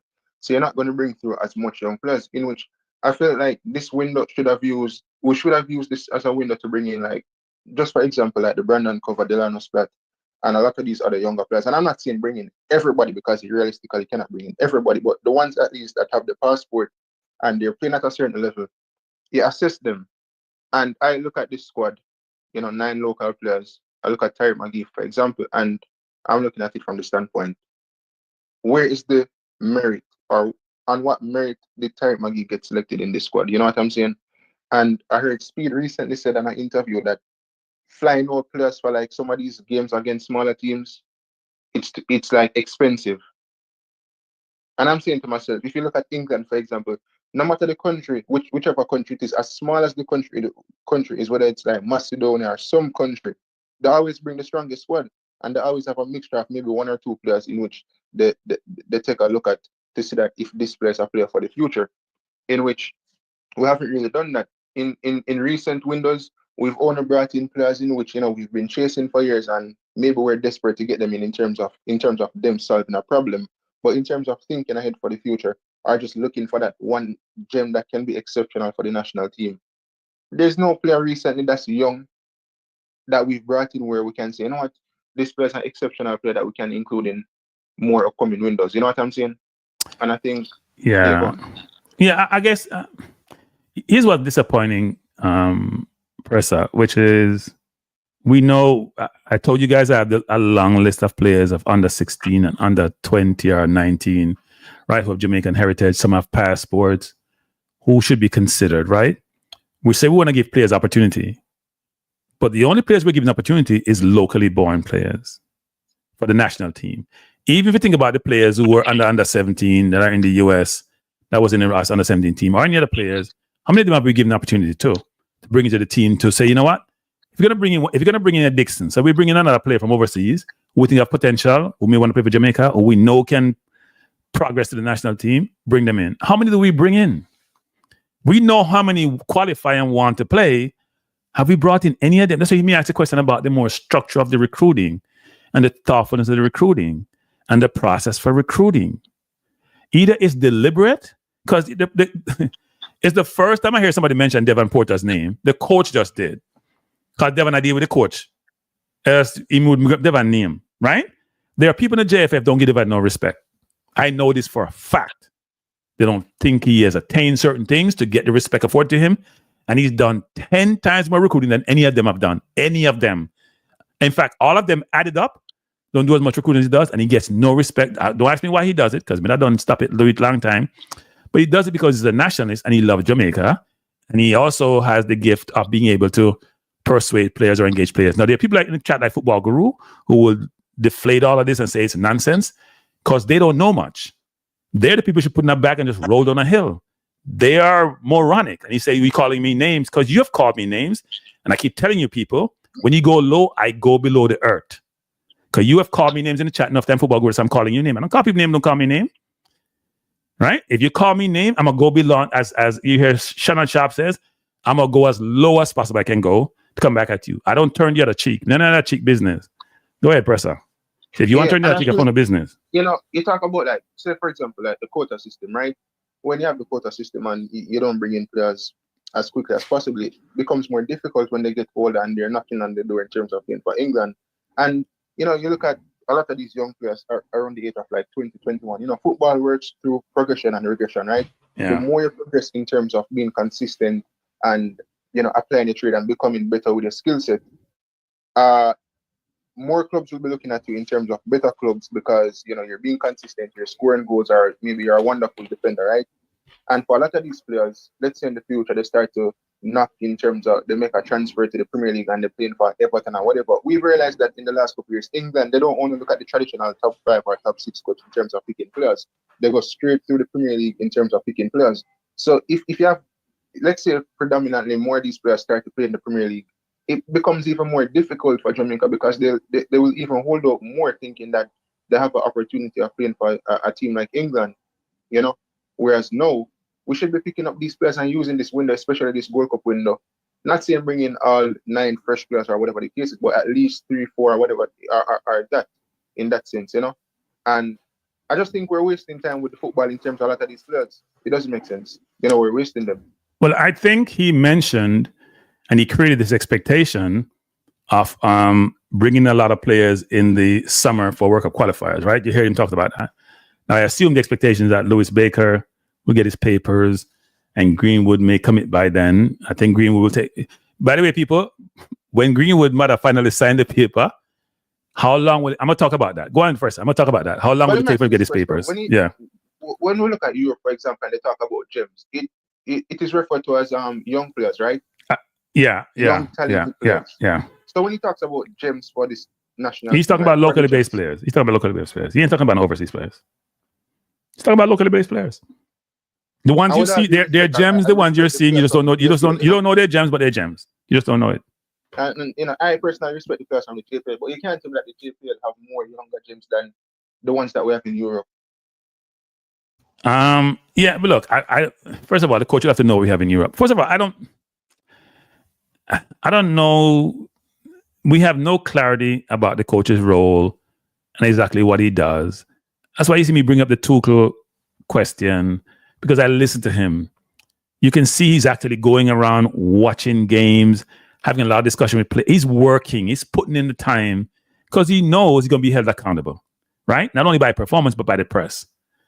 I don't think we're doing the same thing. But when the mandate, the person that would have heard this individual, right? When the mandate is to just qualify for the World Cup, I mean, I guess there's not much to do more than just select teams to try to eventually qualify for the World Cup. And I feel like with the knowledge that McLaren has, I think we should be extracting more from him to benefit the football in the short period of time that he will be here. Right. You know, this is a seasoned individual. United and various other clubs even went as far as to win a league title with FC 20 in Netherlands. So when I hear, you know, people talk about the fact that the mandate is only to qualify us for the World Cup, okay, I get that. That's his job to qualify us for the World Cup, just as any other coach would have hired.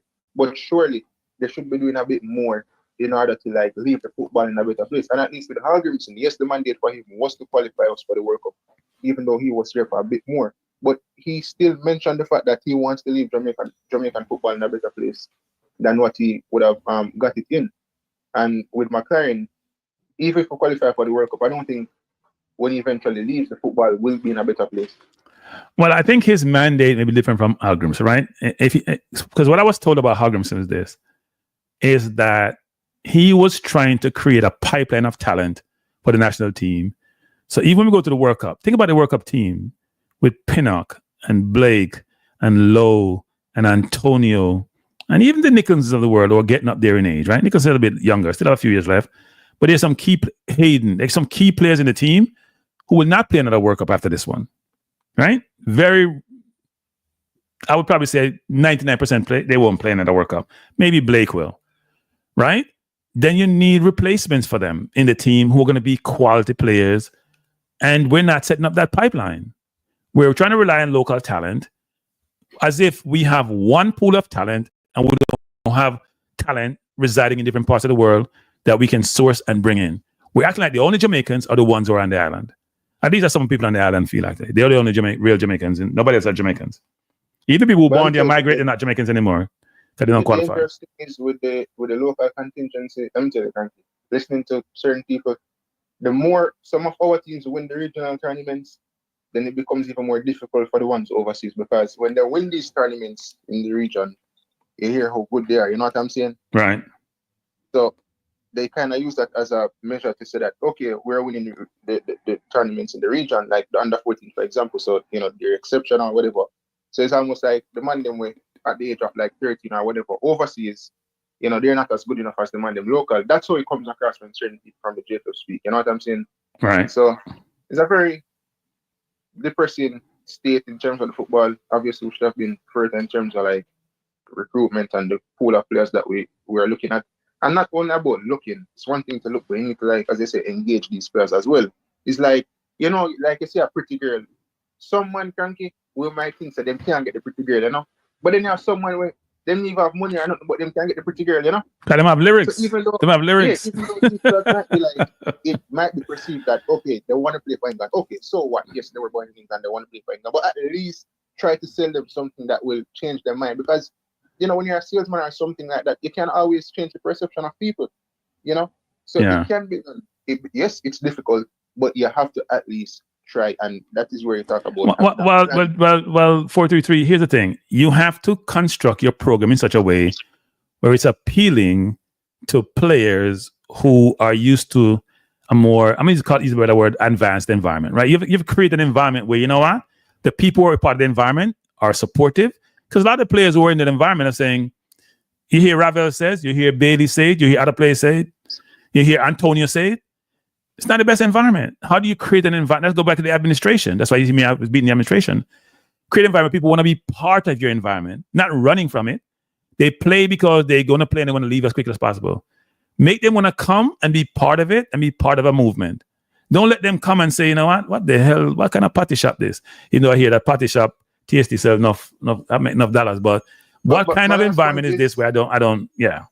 The last point is, I think, in terms of how we've like sold the program to a lot of these players, is more so, let's just help us to qualify us for the World Cup.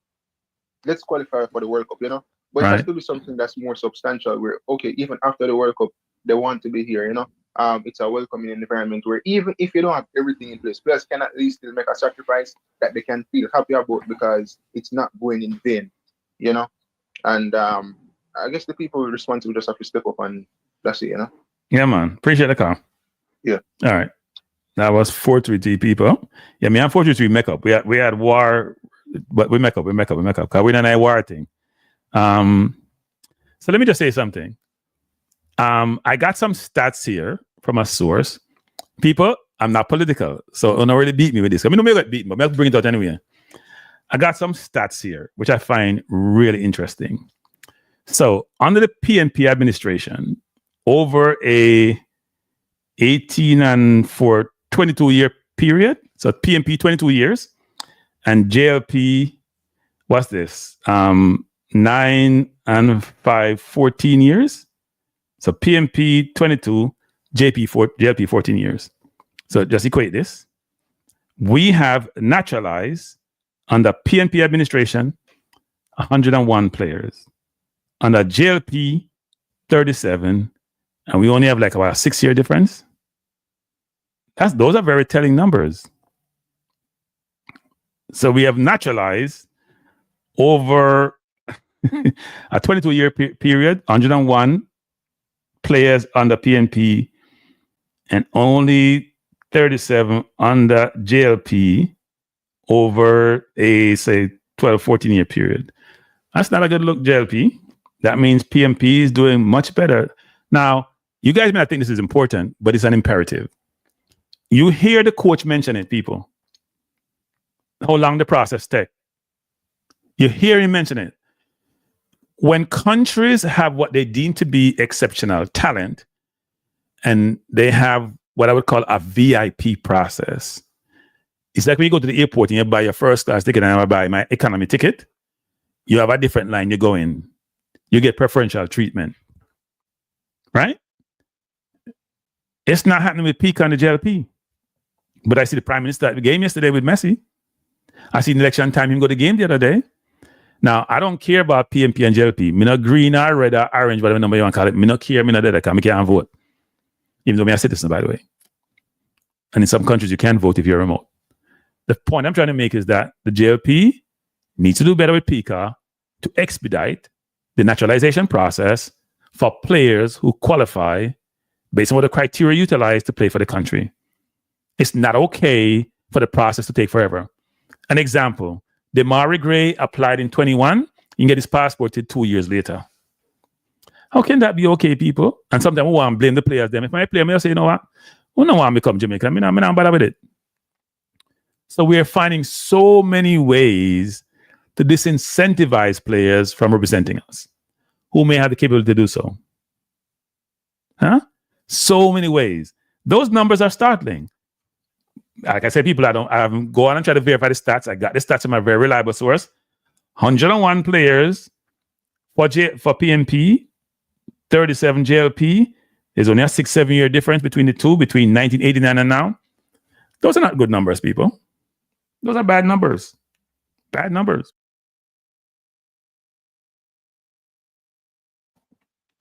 And then we have some moron in the chat who always have an excuse for anything. You know what the moron does? I'm going to call him moron from now on. Mr. M. If you say A, he says B.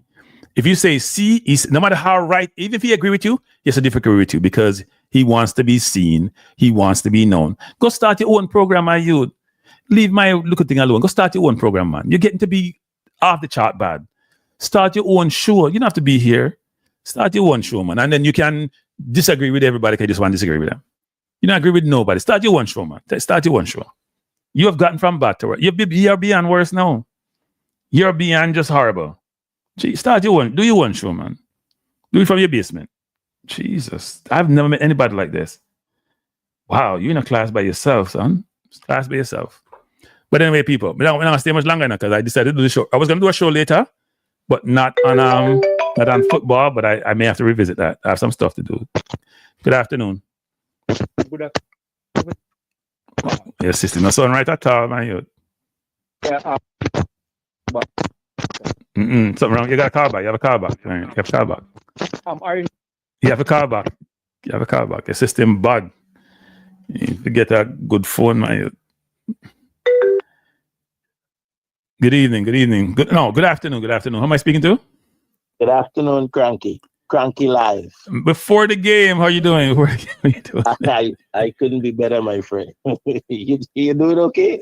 Am I okay? I'm okay. I'm okay. You know what? I'm just thinking about how some hypocrite dismiss YouTubers. You remember the hypocrite? And then him have a program say, oh, the regular media, them for go ahead, kind of fight YouTubers. After him fight YouTubers, you know, it's a Jamaica thing that, you know. They want to get rid of YouTubers. YouTubers get too much trouble. Too much trouble. You know the worst thing about this, Andre? When you compare throughout this whole period, YouTubers in those environments, and there may be a lot of us, right? But the questions asked by the traditional media YouTubers, they actually no better question than YouTubers. They question no better. Right? It's not like there's a big disparity and a big difference between the quality of the question they ask and the quality that YouTubers ask. I don't see that. I think but first, ever since I met you, it's the first time you have gone back. I'm echoing for some reason. Do you know why? No, you're good. You sound good. You're good. Yeah. You are not. I didn't know you for going back on your word. Which word was that? And you made a commitment the other day that you're not going to address certain things in the chat. And you've gone back. I've been called out, people in the public domain, and I deservedly got called out. I agree with that. No. I did say I'm not going to post the person. Then I said I wasn't going to address them. I'm not going to post their comments. I haven't posted their comments. Right? I haven't posted their comments. I'm not sure I said I would never engage him. I said I'm not going to post it, but I may have said that. But what's your blood pressure? You don't want too much pressure to go off. I'm a fit man. You know I go to the gym every morning now. You know that. People, I'm going to brag. I go to the gym every morning. I do an hour and 5 minutes on the elliptical machine. I have a Bowflex, which supposedly translates between, if you do between an hour and 5 minutes and 70 minutes, about 1,000 calories. I think it's inflated, by the way. That's what I do every morning. Now, I don't lift a lot of weights, but yes, so I am in good shape. I just had an EKG. I'm in good shape. So I'm not getting no blood pressure, no heart attack. No, I'm good. I'm good. Wait. I think you're dropping away. Hold up. Go ahead. Yeah, go ahead. Yeah, the conversations that you and the other YouTubers are having, from my perspective, it's healthy in a lot of ways.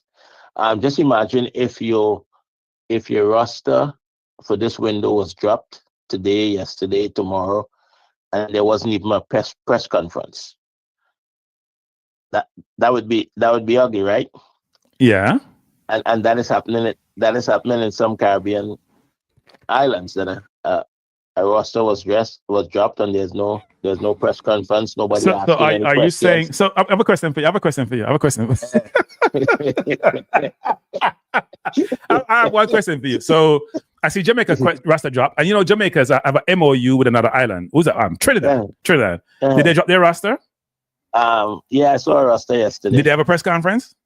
I didn't see one. I couldn't find one. Are YouTubers part of their media? It's not as far as I know. There's nobody consistently doing what you guys do in this space, and that's why. Well, Jamaicans are trendsetters, right? Jamaicans are trendsetters. We're trendsetters. In this regard here, you all have done a no. Back up. I said Jamaicans are trendsetters. I want you to acknowledge that. I had to call somebody out on this today. That's a very privileged position you're trying to take up there. You're trying to tell you your. We run things. We run things. Especially English, we run things. We run things. No. What you need to do is say, "Hey, Cranky, we agree you run things. We are going to try to emulate you." In a lot of respect. Not everything. Emulate the good thing to that's not a good thing. Emulate the bad thing, them emulate the good thing. I am happy to accept your opinion, but I wouldn't let you tell me my opinion. That's too much privilege you're asking there. All right, fine. You said we don't run things, fine. Fine. No, I'm not saying that. I'm taking your opinion, but no, but this is a healthy thing, and I don't think you should even consider walking away from it in terms of not covering the football, because everybody brings a different perspective. When you listen to some of the other guys, they have a different perspective. You have a perspective, and I think you sometimes take on things that some don't, right? Everybody bring a different flavor to the conversation. I find the conversations to be good, and you all have influenced change, right? I'm sure you'd agree with that. We don't know how much, but we hope we have. We hope we have. We know we influence change. Whether good or bad, we know we've influenced something. Whether it's good or bad. What if Martin Luther and Malcolm X and Harriet Tubman and all of these people, when they face adversity, they decided not to. Andre, don't do those comparisons. Don't. We're talking about people who are making real life changes. How we are doing some sporting. We're not going to compare apples and oranges. You know why you're doing this and why you get frustrated? Because you care. Because what? You care, and you care, and this is big. Let me tell you because I'm selfish. I want Jamaica to win. No. I'm selfish. No, but let me tell you this, and I'm sure you would understand and appreciate this. The pride of the people of a country is directly tied to the national team. Right? The national team performance on the international stage, especially when they are successful, it makes people feel a sense of pride that sometimes isn't felt in other areas. So I think it's important, and that's why I wish that not just Jamaica, but more teams from the English-speaking Caribbean could get their football to a place. You know what it was like putting, I don't know what the number was. Some people are saying 30,000 people in that stadium last night. That's a beautiful thing. Right. Yeah, no, I think that was, well, yes and no. It's a beautiful thing to see 30 people in the stadium. The rationale for being there has to be more consistent as relates to the national program. Yes, I am fine go watch Messi. I am fine go watch what's his name, Brown. I'm fine go some freedom. Well, I'm not fine about that, but let's skip that one. I'm fine about going to champs, right? I'm fine about some of these events. And when the national team play, I don't want to see no 5,000-6,000 there. I want to see what turn out for the Messi. It's your team. When England plays, we're seeing 60,000 at Wembley. When the US plays, when I go to St. Louis, I'm seeing whatever stadium hosts, 30,000 go to the US game. We can do better. And people are complaining about how long we drive to go stadium and we going to play well. Really? Messi played about 50 minutes yesterday, 20 minutes, whatever, many him play. And you pay money to go watch him play. You know, it's a once in a lifetime event, he's the best player. But you got to do better nationally. You have to. Yeah, and you're right about it. You can't take away if you've seen Messi before in other spaces, you don't get excited about him coming to the island. So it's a chance for most people who only saw him on television to go see him. So you can't take that away from them. But I think you are correct that people need to come out in those numbers to support the national team or to support, and that's a big improvement, right? Because I've seen Cavaliers play in Caribbean finals before, and there's probably a dozen people in the stadium, Yeah, So- when they play Cibao, nobody turned up. I think Right. Rudolph was And, there with 2 people from him, equipment manager and some official. That was it. So hopefully, And then Messi turned up and everybody turned up. Huh? So they're not supporting Cavalier at all. They're only supporting Messi. They're not supporting Cavalier. yeah, but I think this process is going to help turn that around because it keeps the football in the forefront. That's where you and I Keep disagree. talking about football. People, this is like a meteor that comes through. It's a major event and you just move on. It ain't doing nothing. Now, what will do something is if Jamaica keeps on winning, they get close to the World Cup because Jamaica's a bandwagonist. They must jump on the bandwagon. But here's another thing, people. Why should I come play for Jamaica when the national team is having sparse crowd watching the games? Why would I come play for the national team? What's the encouragement? I hear the administration doesn't work well. Nobody attend the game. Infrastructure doesn't work.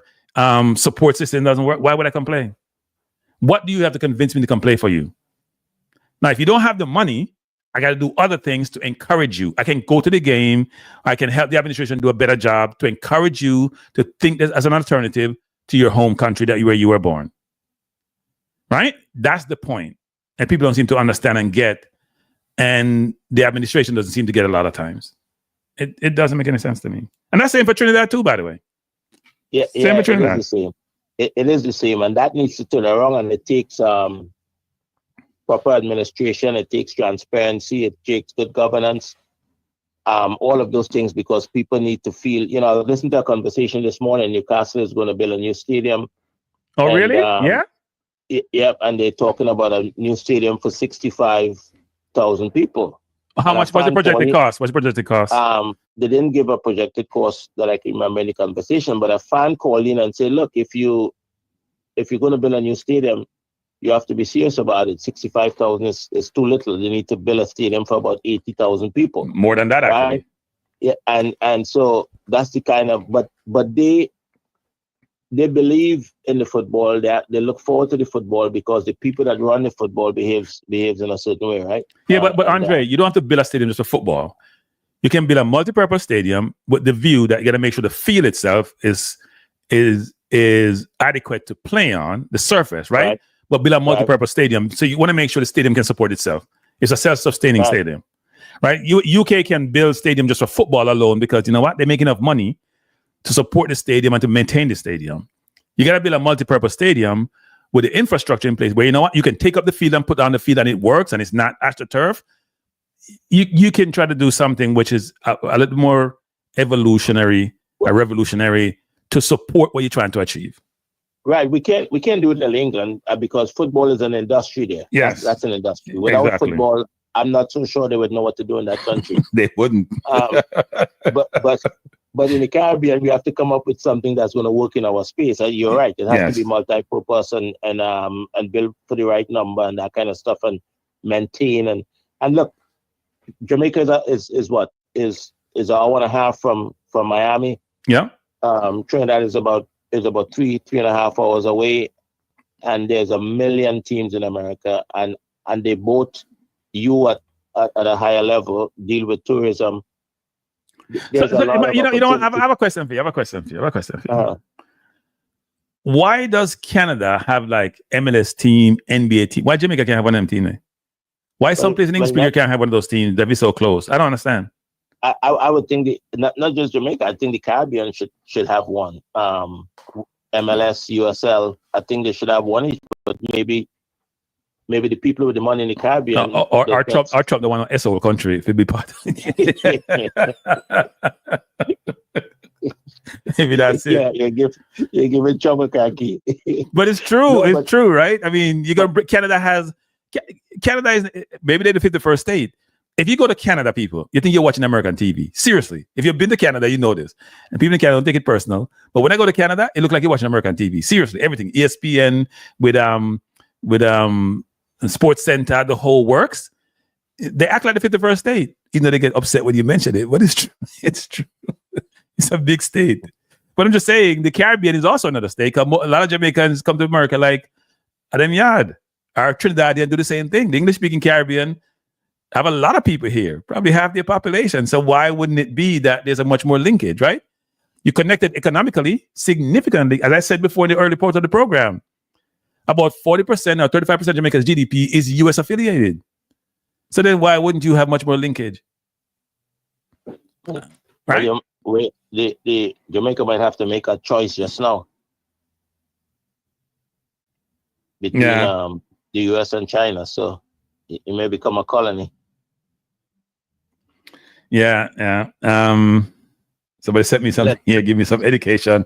Canada has MLS team in the MLS because in 1996, when MLS was formed, the Canadian Soccer Federation was approached by the MLS to be part of the league. Yeah, so we could be approached to be part of the league. We could approach them to be part of the league. That Canada is not part of the US. Virgin Islands, yes. Puerto Rico, yes, but Canada isn't. So but we could. I'm sure that something could be done out of the Caribbean in that space. I saw the other day I think it was on social media, where Marlon Green, from the president of the Grenadian Football Federation, went to Houston, met with the Dynamo, and not too long after that, I think it's this week, they have about 6 coaches over there, learning from observing training sessions and talking with coaches and just trying to see what they could pick up to take back to Grenada. So, but he approached them as far as I understand. You have met Marlon. I've met Marlon. You know Marlon really well. I don't know him that well, but I've met him. Marlon is a very, very smart man. Very smart man and very future thinking, and he has vision. And I'm sure he's going to get Grenada over the next 10 years if he is in the role.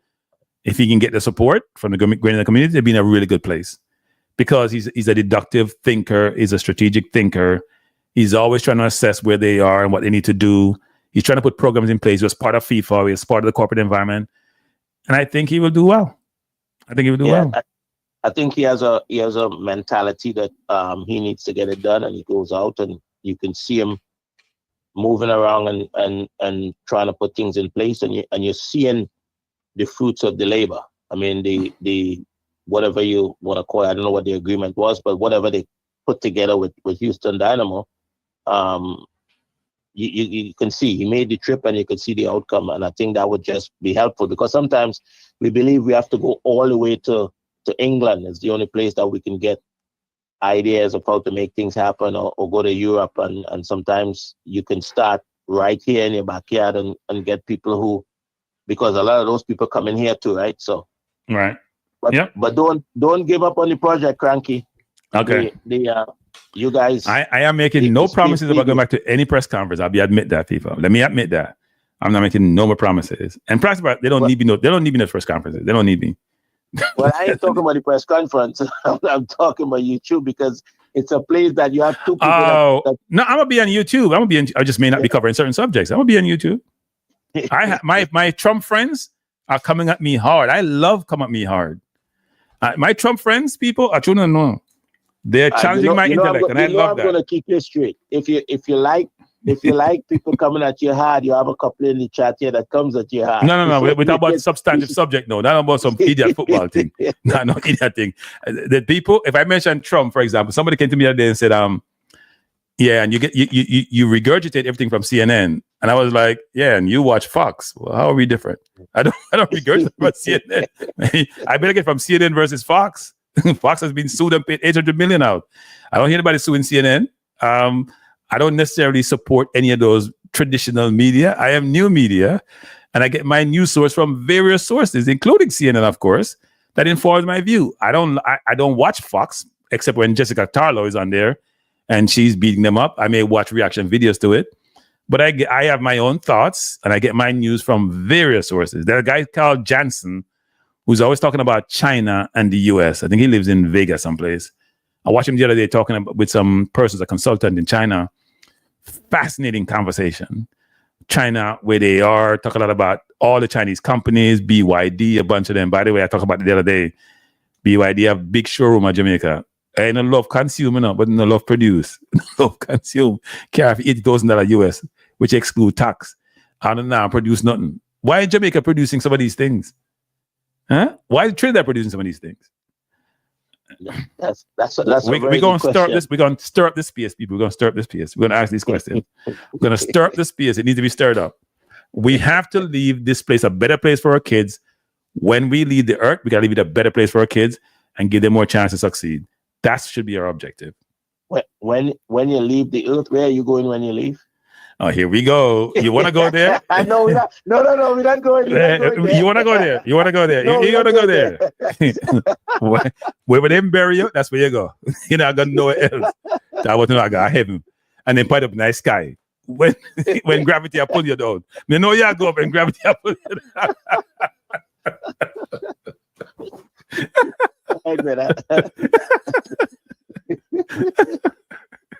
Oh. You have to think about that. All right, sir. Thanks for the call. All right, have a good evening, okay? All right, cool. All right. That was before the game, or Andre people. I did Andre my program. He's a academy, IDF. Their philosophy is possession is a lifestyle. I love that. Talk about football possession. Possession is a lifestyle. So DC says, Cranky, I need to know how tariffs are affecting the price of consumer tech. What are the trends?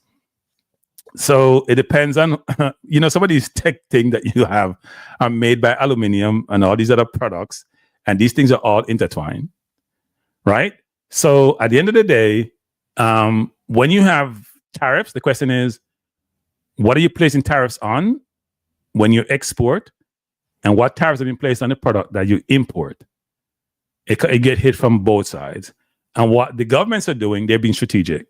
So for example, Canada, even though they went after electricity for the Northeast, which made no sense, they're trying to focus on what a Trump's stronghold. New York isn't, Minnesota isn't, neither is I think Michigan is a swing state, so they're more Trump nowadays. But they're trying to focus on the areas where are the locations where Trump has stronghold and squeeze those people, like China squeeze the farmers, right, or money Trump supporters. But from a tech standpoint, in a lot of instances, whatever you use to make your computer, or whatever you use to make your chips, those things tariffs going to be on. And then what traditionally happens is you and I pay more for those products because the government collects a tax and put in their coffers. And the markets currently today, and here's the funny about the markets, people don't seem to realize. So the stock market is down about 5% since its more recent high, right? It's down about 5%. Give me 1 second, call it down 5%. But international markets are up about 6%, and bond prices are up about 2%. So if you diversify your portfolio and invest in international, still keep your domestic, and then maybe have some more debt instrument in your portfolio versus equities, you may not be better off as you already are. Who am I speaking to? This is Lansley Blake. Lansley Blake, I can't talk to you long because I got to leave. But let me say this for you, Lansley, before you say anything. I've been told you're a great debater. I am not, by the way. Let me just caveat that. But I do want to have a conversation about the whole, you can phrase it how you want to, God, religion, Jesus. I need to have that conversation in a public domain. You and I. Because I was informed you're a scholar, well-learned, and can educate me. And as a novice who don't have much experience in this space, I'm just talk off the top of my head, and as some person in the chat said, I don't know nothing, I would love to have that dialogue. You open to it? We can set a time, date right now, right here. I am going to address the characterization that you said you have been told. I am not one that goes around labeling myself as a scholar. I am informed. Hey, Pastor, you're right. You can see doctor, you breathe hard, you know. You breathe hard. I just got in, and you walk up 2 steps and you breathe hard. I literally am rushing to get ready because there's something I need to go pick up. Okay. So yeah, breathe hard, man. I'm trying to get ready. I'm ready for call 311, you know, or 911, you know. You sound tired. You say you breathe hard. I'm trying to get ready as fast as I can. Okay. So that when the person actually gets here to pick me up, they don't have to wait on me. Okay. So people, yes, people. He wasn't running people. Let me just say this. And if you got a gym like me, if you got a gym Frankie, I heard you speaking about your burning of 1,000 plus calories every morning. Yeah, I have my list here. So don't. I am not. No. Okay. So I have my list. I have my list here. I'm not saying you have not been burning that. Okay. Good. Yes, I have been burning calories. Yes. I'm a calorie burner. What I'm saying. Listen to what I'm saying. Yes. I'm in North Carolina for 9 months. This is the 9th month. Okay. Or maybe about 8. Where were you before? Florida? I got here in the middle of June. So, and we're now in the middle of March, about the same time. So what? The Santa's run your way. But you go. No. I was actually I came here from Texas, so it would be Texas. Okay, so it's not the Santas. It's Abbott run your way. I came here from Texas. Okay. Since I am here, the program that I am on, which is written by myself, and I'm doing it. Yeah, my experience over the years doing track and field and those sporting things. Yeah, I have lost 46 3/4 pounds. So I'm impressed. 9 months, 46 pounds. I'm impressed. 46 3/4. So you're losing. It's important. So you're losing about what? 5 point something pounds, 2 or 3 pounds a month. That's impressive. Yes. And maybe you should send it to me because I need to be Annika. Maybe I'm eating too much because I'm not losing anyway. I'm in a much better physical condition now. When I first got here. No. Okay. As I said, I just got out of the truck. Okay. And came up steer speed because I'm literally just changing clothes so that I am ready. All right. When he actually gets too much information, but keep going. Yeah. I'm letting you know. So you did hear correct that I was probably breathing hard, breathing faster than would be normal. Okay. Somebody who would be sitting down or not doing it. All right. Yeah. So that would be the explanation for that. Okay. Having said that, I listened to your program. And really, I did. I'm not. You sound low, Pastor. You sound low. Okay, step from the phone. I am not a psychologist. Okay. But I did some psychology units, as is a requirement for a ministerial program. And I did some behavioral science units also. Psychology is a part of the behavioral science department too. Yeah. Our coach, and I'm going to borrow from KD Knight, our coach and the JFF administrators and administration and the people involved in football in Jamaica can easily be put into the category of professional liars.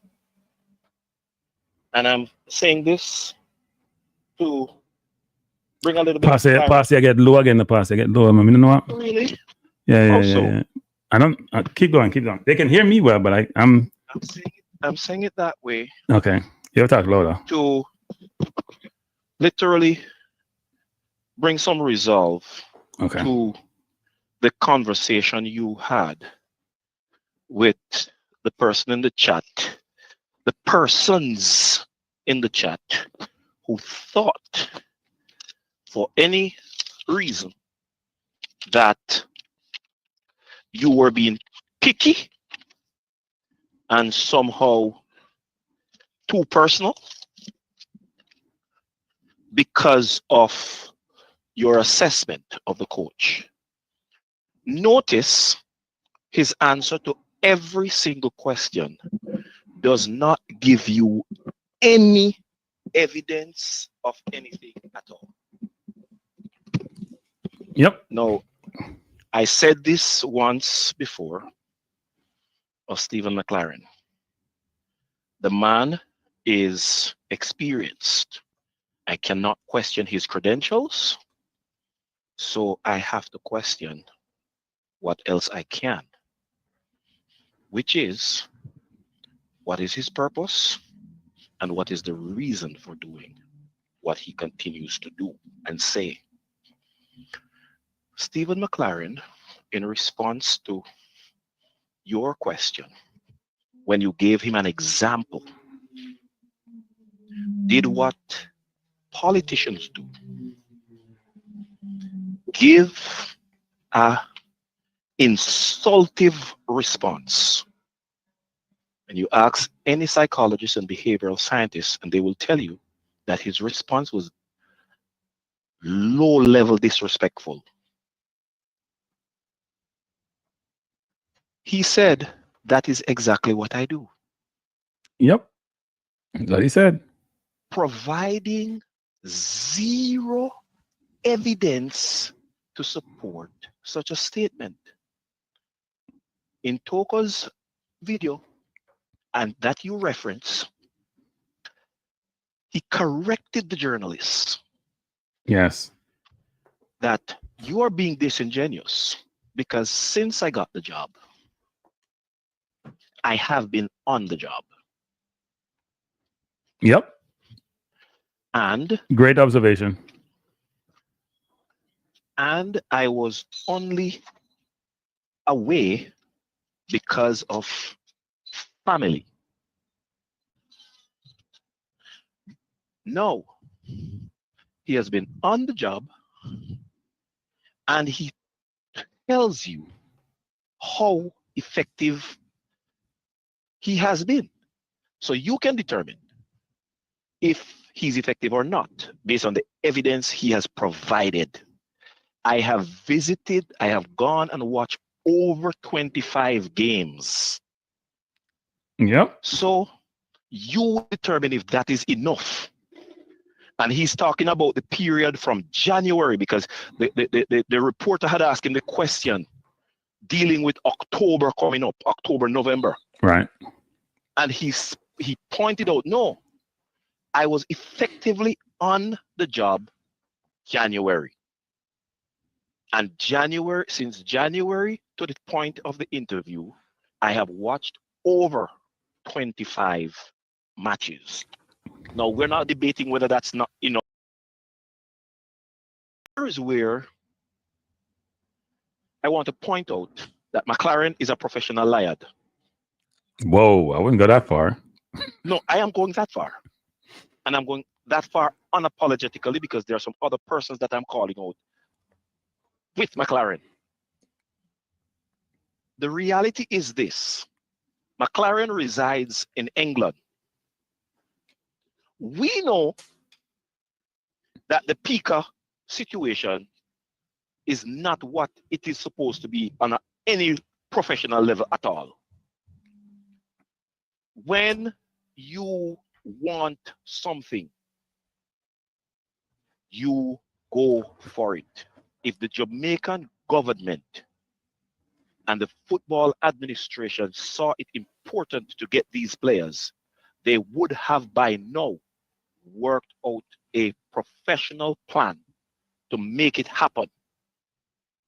I was almost about cranky, but Pastor, you may be thinking the JFF has the influence, the contacts, the relationships to be able to engage, to work out some kind of protocol about how they should work. I am not sure they do. Cranky, that's part of the problem. You made the statement that you're not involved in JLP PNP politics. Nope. Staying away from it. Then don't ask that question. One entity is JLP, the other entity is predominantly Okay. PNP. Okay. They're not going to go together. And because the JFF is so unprofessional, they are not able to move past partisanship.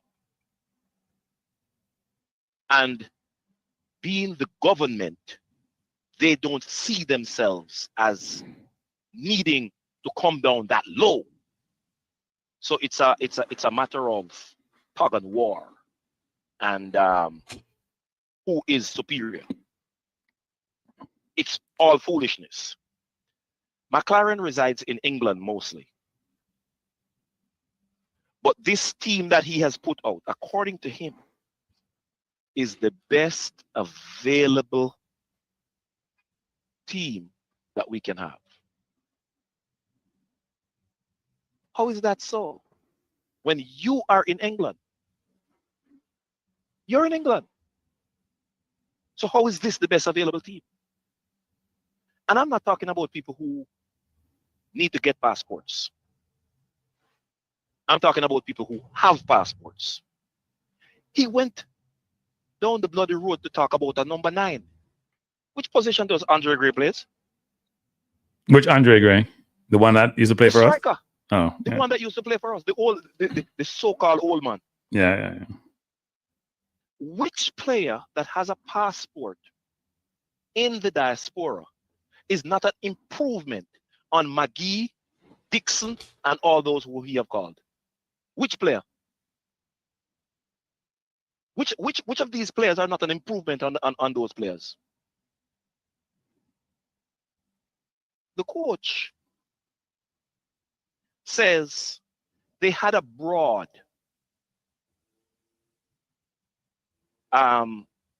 they had a very broad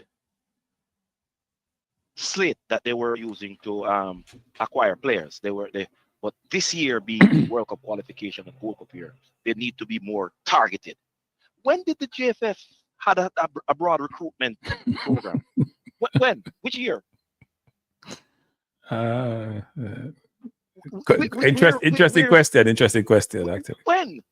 Please educate me. I am seriously looking at Jamaican football since 1990. I want Steve McLaren and Simon Preston to tell me when we had a broad recruiting strategy. When was it? I missed it. And the reason I'm calling out Simon, it was Simon and Devon Porter that started this statement that they're not discussing the players that they're trying to recruit. Right. Because of the delicate nature of the recruitment. That is utter rubbish. There is no player nowhere in the world that is not known to their respective federations where they are born. None. So talking about delicate nature, that is what you call in behavioral scientists, in behavioral science, a smoke screen to cover over your misadvice that you're giving. You're literally telling lies publicly and covering it up and expect us to take it. Steve McLaren keep using general terms. We have a large number of players that we're looking at. Steve, tell me, 50?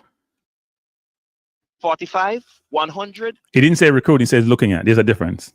No. He's not looking at no damn player. What I'm saying, you may be looking at them, you're not recruiting them, you're just looking at them. Cranky. If he was looking on players, he could have told you by specific numbers how many matches he had gone and how many players he has looked at. There is no evidentiary support for nothing that this coach has been saying. He's a liar. And Simon is complicit. Simon, I want it to be publicly stated. Simon, who is a Jehovah's Witness, you are called to a higher standard than that. You cannot support this, because if you do, you are guilty. But I'm a Simon supporter, so I'm not saying nothing bad about Simon. I'm a Simon supporter, people. Cranky. Yes. Cranky. Yes. Cranky. Yes. One of the most painful things on YouTube for me is to see what Simon has gotten himself wrapped up into. When I subscribed to Reggae Boyz commentary, it was because I thought and I believed with all my being that Simon was about what is right and just and equitable, what is fair and what is in the best interest of Jamaica's football. So why are you changing that view? What? Hold on. I never said I changed the view. Okay. I have reason to question it. Okay. I have reason to question it. And that is because Simon is not on the outside looking in anymore. Simon is a part of what is wrong. No. Let's rephrase that. Let me rephrase that. No, give me a chance to rephrase that. He's part of an organization which may not be optimum in terms of how they operate, but he may be there to help remediate or fix it, not necessarily make it worse. Hold on. Okay. Hold on. The 2 seed at the back of a hog is in the same sack. That makes both of them hog seed. Yeah, but then you're saying he shouldn't have joined the JFF. Then that's what you're saying. Hold on. I notice I said I am questioning. I have not stopped supporting. I have not retracted my initial position yet. But I am saying it publicly so that Simon looks in the mirror and see what else he can do to make whatever necessary steps are required. Right. The fact that he's a part of it, he has to hold some amount of responsibility. When you have Simon got very popular on this program where he was unearthing and presenting these young talents who were of Jamaican heritage and who could make. You know the last thing that Steve McLaren said of Simon that literally threw a spanner in the imagery of all of that about Simon? Steve McLaren said Simon presented to him 14 players that got their debuts. Now, in a condition where our team is, we're seemingly to John Public that the Jamaica Football Federation administration and supporters does not really want the diaspora players. Steve McLaren is yet to say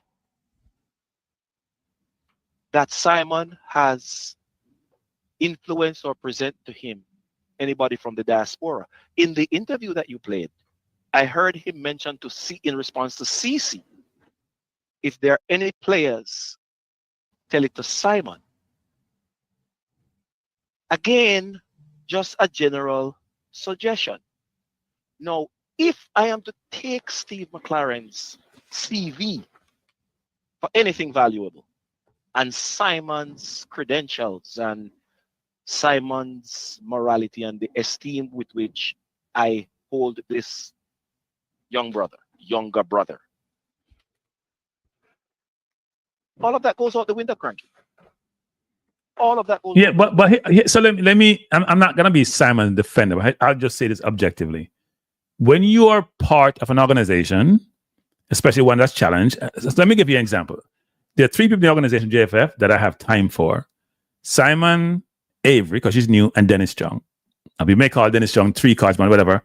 But I've had engagement. I've interviewed Simon. I've interviewed Avery. I've interviewed Dennis. Go more number than that because I still have time for speed.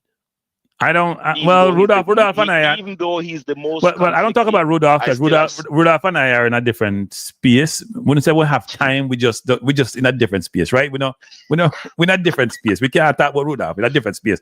But even for the president, I have time for the president too.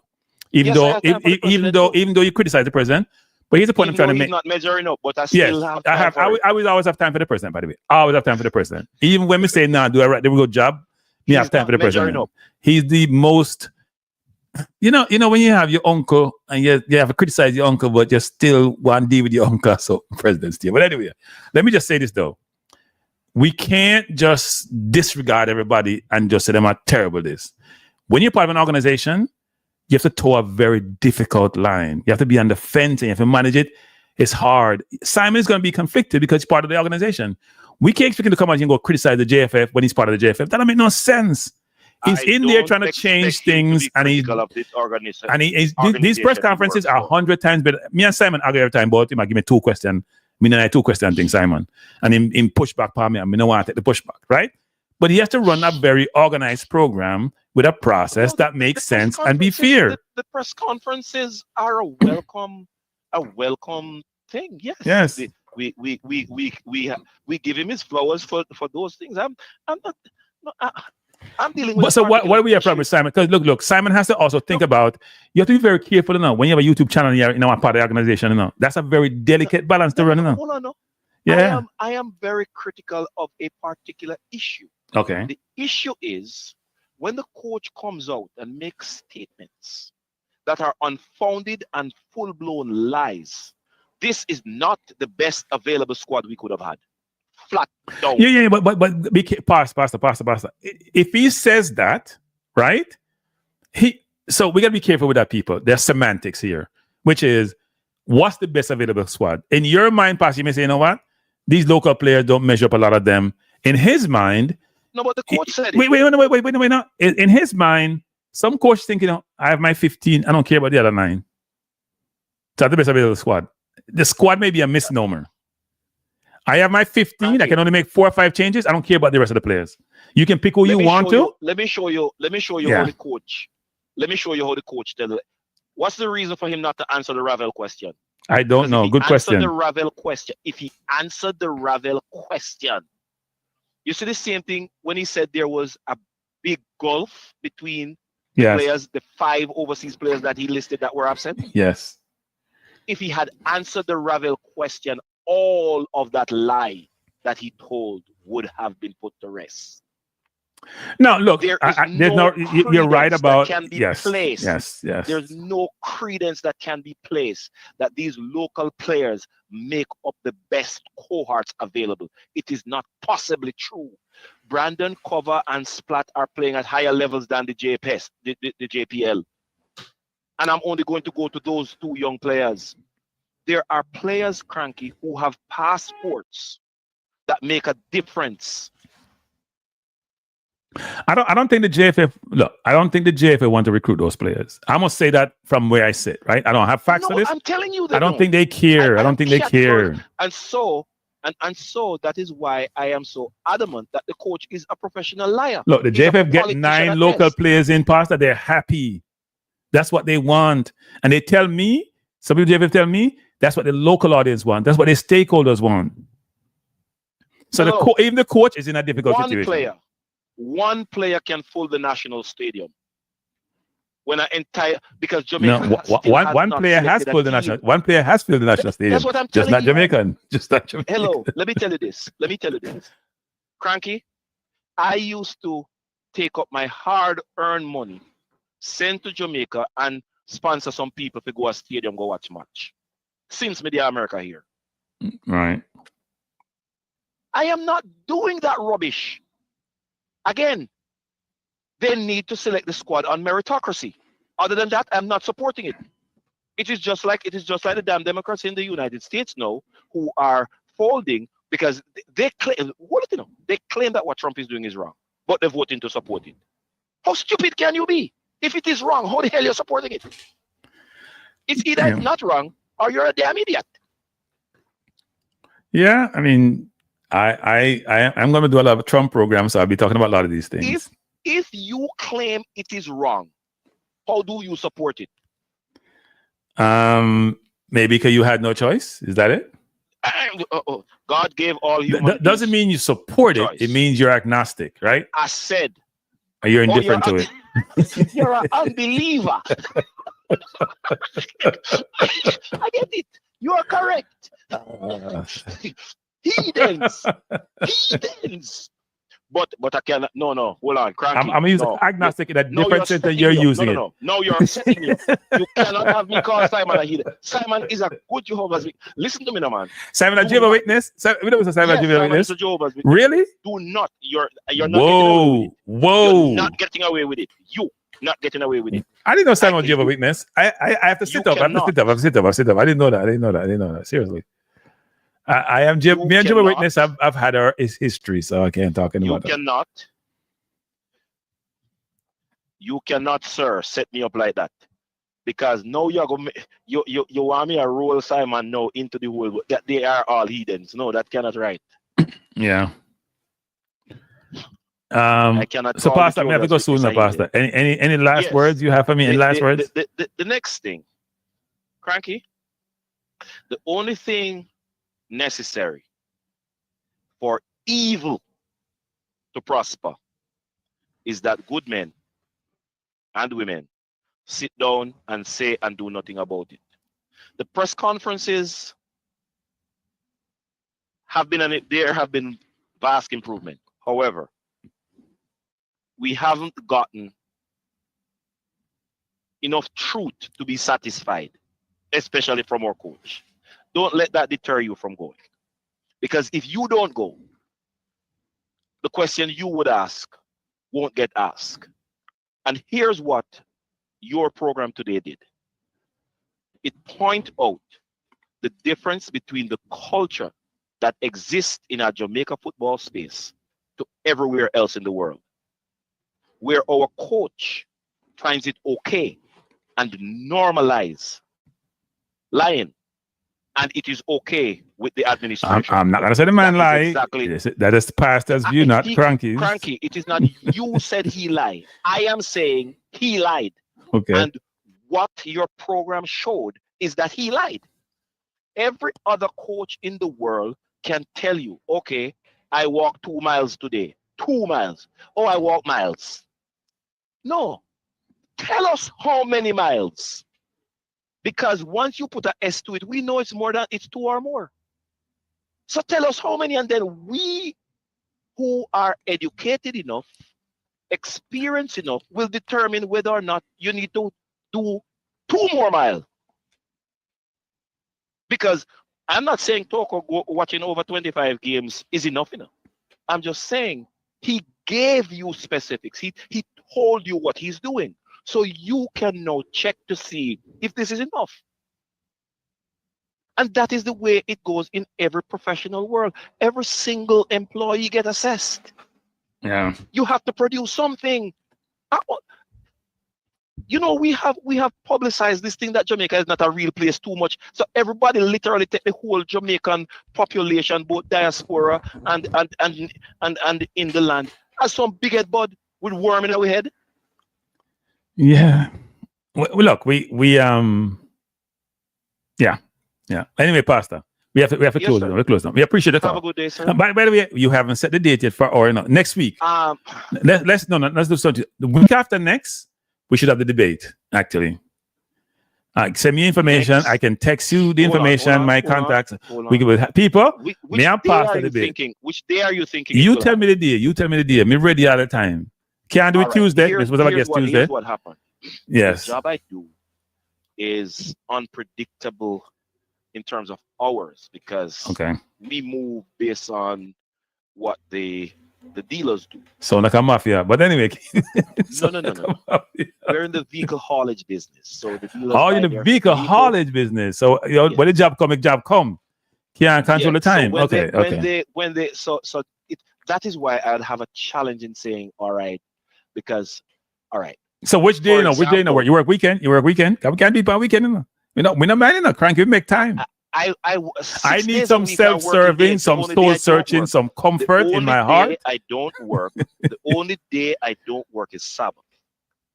Okay. Which is Friday evening sunset to Saturday evening sunset. If you Okay. notice, I have not been. So like you're Jewish, but go ahead, keep going. Christianity came out of 2 days. Okay, fine. You know that, Yes, right? it does. It did.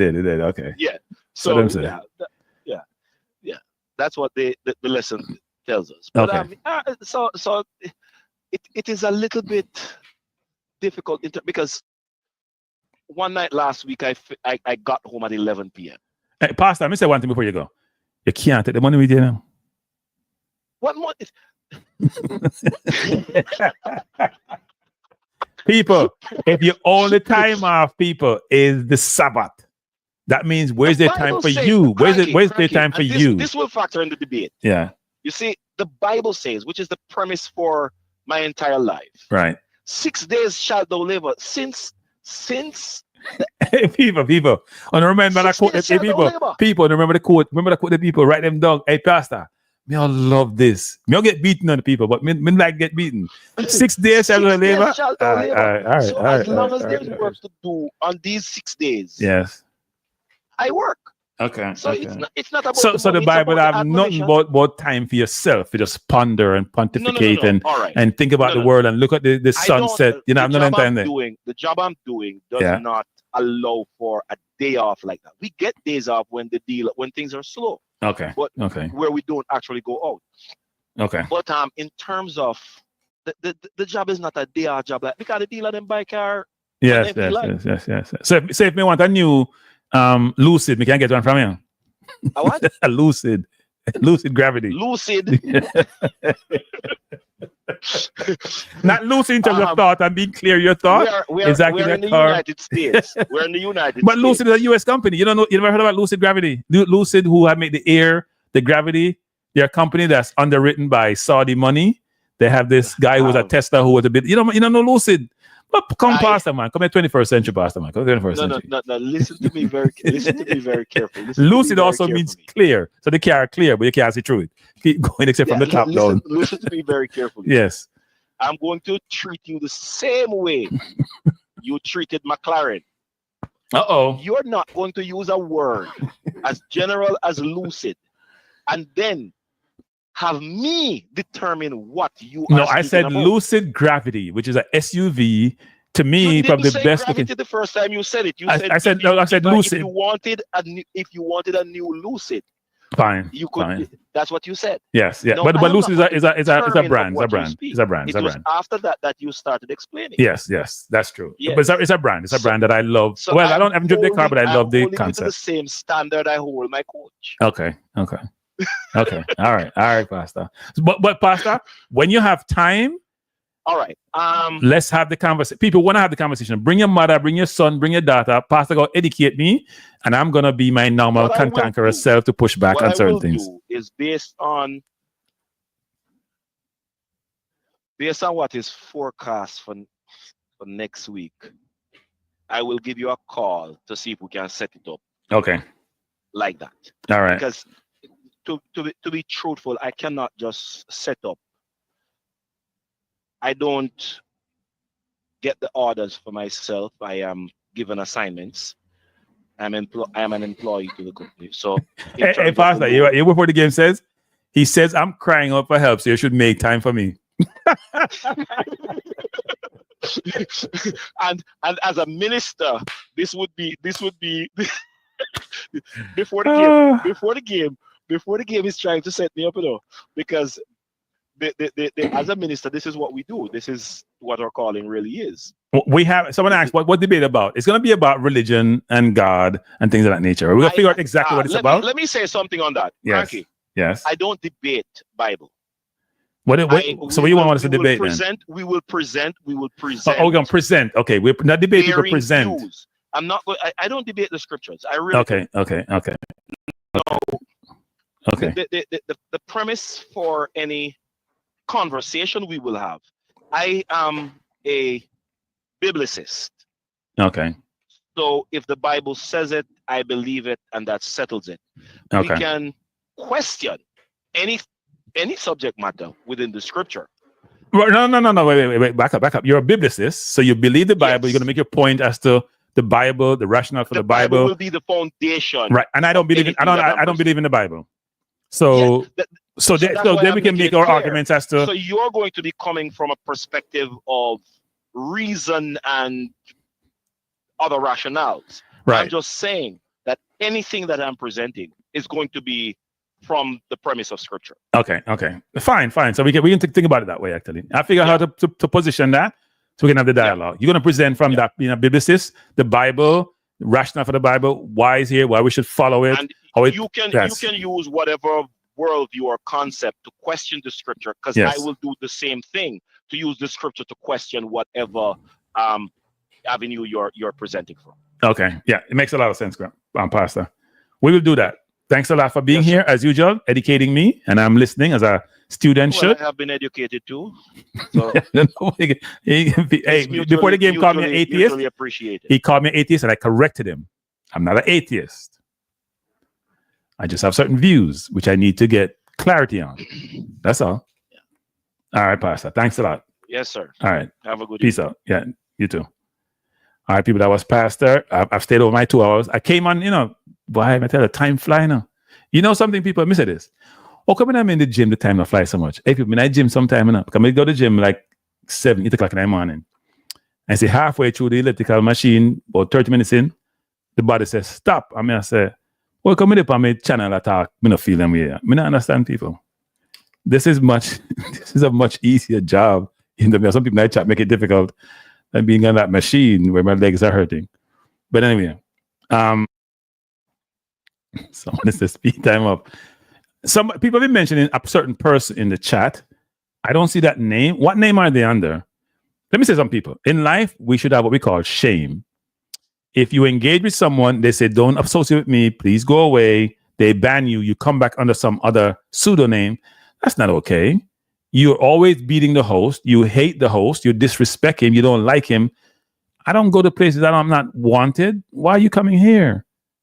We ask you nicely to leave. We ban you and you come under some pseudonym to come back in. Please stay away. You don't like the hosts. Go to other people's program. There are a bunch of YouTubers out there. You can be part of their program. We don't want you here. We don't want your negativity. We don't want how your hate. We don't want to associate with you. And we won't. I got a text today from somebody who showed me you're saying I should go where? Come in Abana, Jamaica. I don't want to be around you. Please leave. Wherever you are, I'm going to try to ban you, but you can come back under a different name. Have some shame. Your mother not teach you no shame. Go get some shame, man. Let me cut down my program, man. Like a troll. Yeah, troll people. Go away.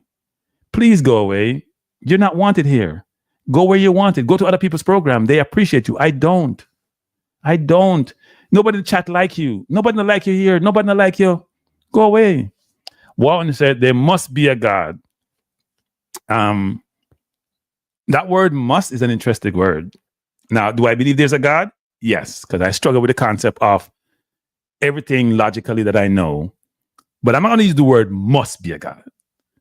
Now, one could, you know what? I'm not getting into the discussion now. I mean, one have to save myself a pastor. I mean, I'm pastor going to, as pastor said, debate the Bible because a biblicist, but we're going to have the conversation because you got to get comfortable with the uncomfortable.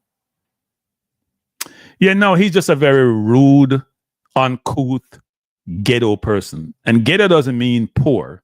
He's just somebody you shouldn't associate with it. He's one of them despicable person. And I hate calling people names. He's despicable. Telling people about their mother, curse them out. He's like a 5-year-old in a grown man's body. He's a 5-year-old. 5-year-old should go with other kids. Go to the kids program, go to Disney, and go deal with those people. And if they don't want you because you're disrespectful. I should get an Iman as well. I thought I had one before the game. Look in the mirror.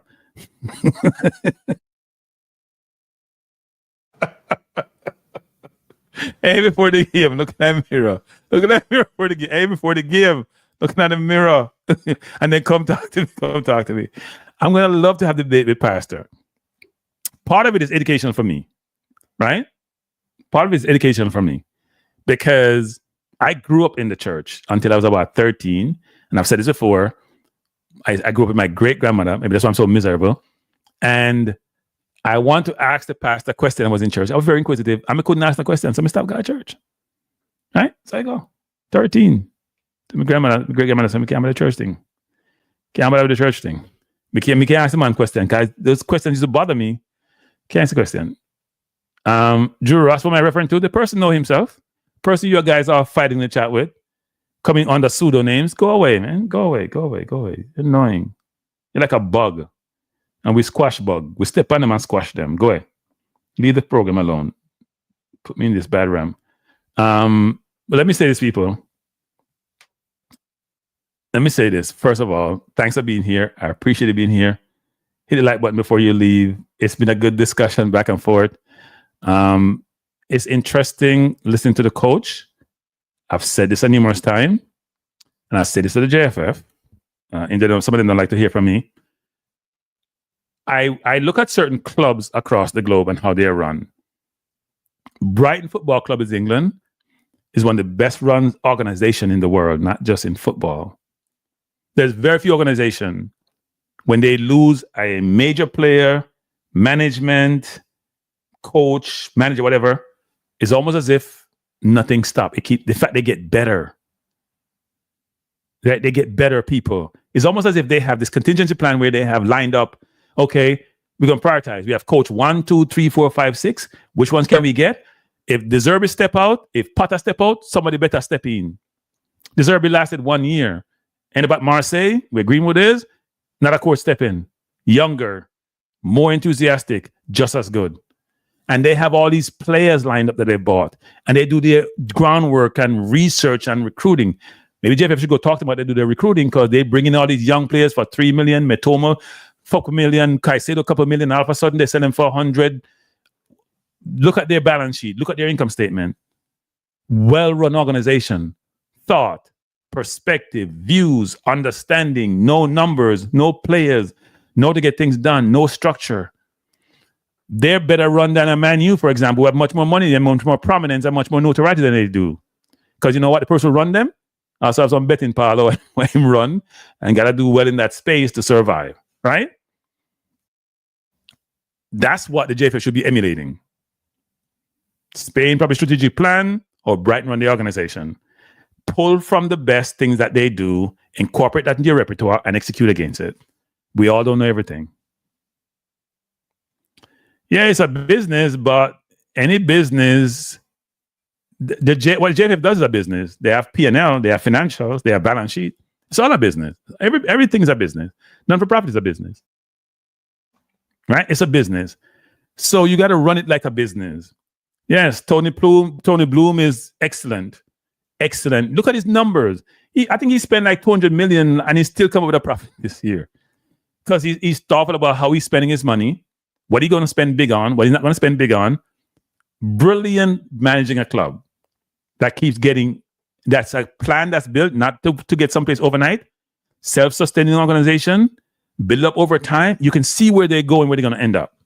Now, will that model serve them right? Because at some point, you got to make some tough decision, right? You start spending more than what you need to get to a certain level, but it's been working so far. And at the end of the day, the JFF needs to be run in a way like a business and have to make tough decisions.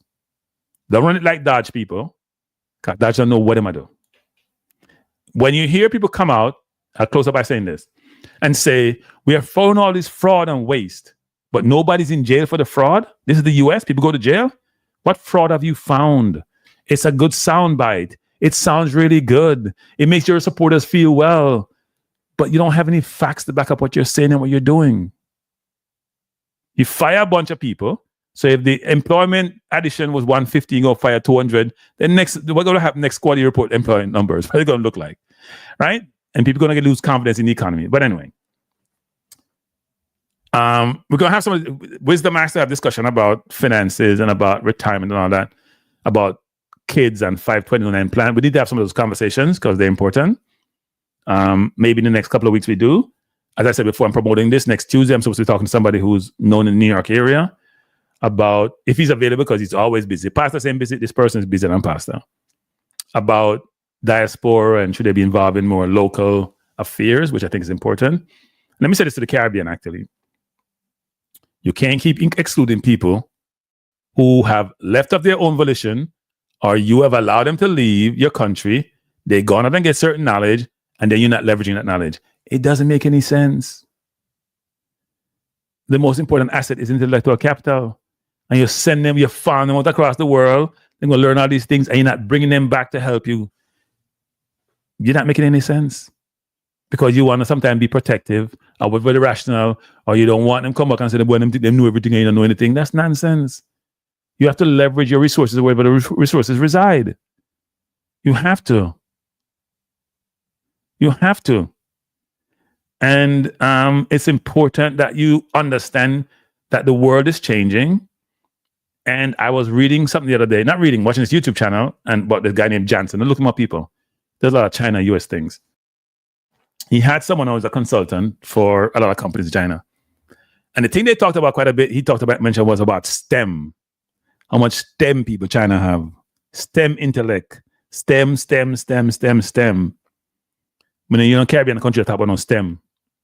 And STEM is the most important thing you can have in this environment. We need to have the STEM people. Focus on it. Because that's where the world is going.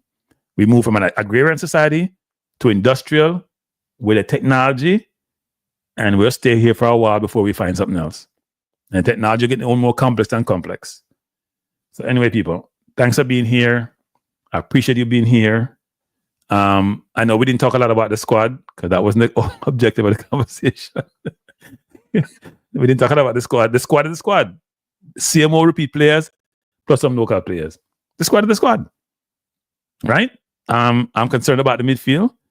Forward line is the same recurring players. Defense very similar, except for Low. I don't know who are the right back. I think Lemba the right back, but Lemba is out of form. There has to be a way where we're convincing. Look, if Mason Green would come, people, and I know a lot of people don't like to talk about Mason, and we probably should stop. You know what we should do? Stop talking about Mason. All the YouTubers, the cranky, send this out. Stop talking about Mason. Regular media, stop talking about Mason until Mason come. We don't want nothing to upset anything in that old spirit there. Just leave it alone. We don't have the privilege of England where we have a lot of options. We stop talking about Mason. I'm going to try to hold myself to it. If I talk about Mason, a lot of people don't beat me. Leave Mason alone. When Mason decides to come, him come. But we also need other people to come along with Mason. He can't do it by himself.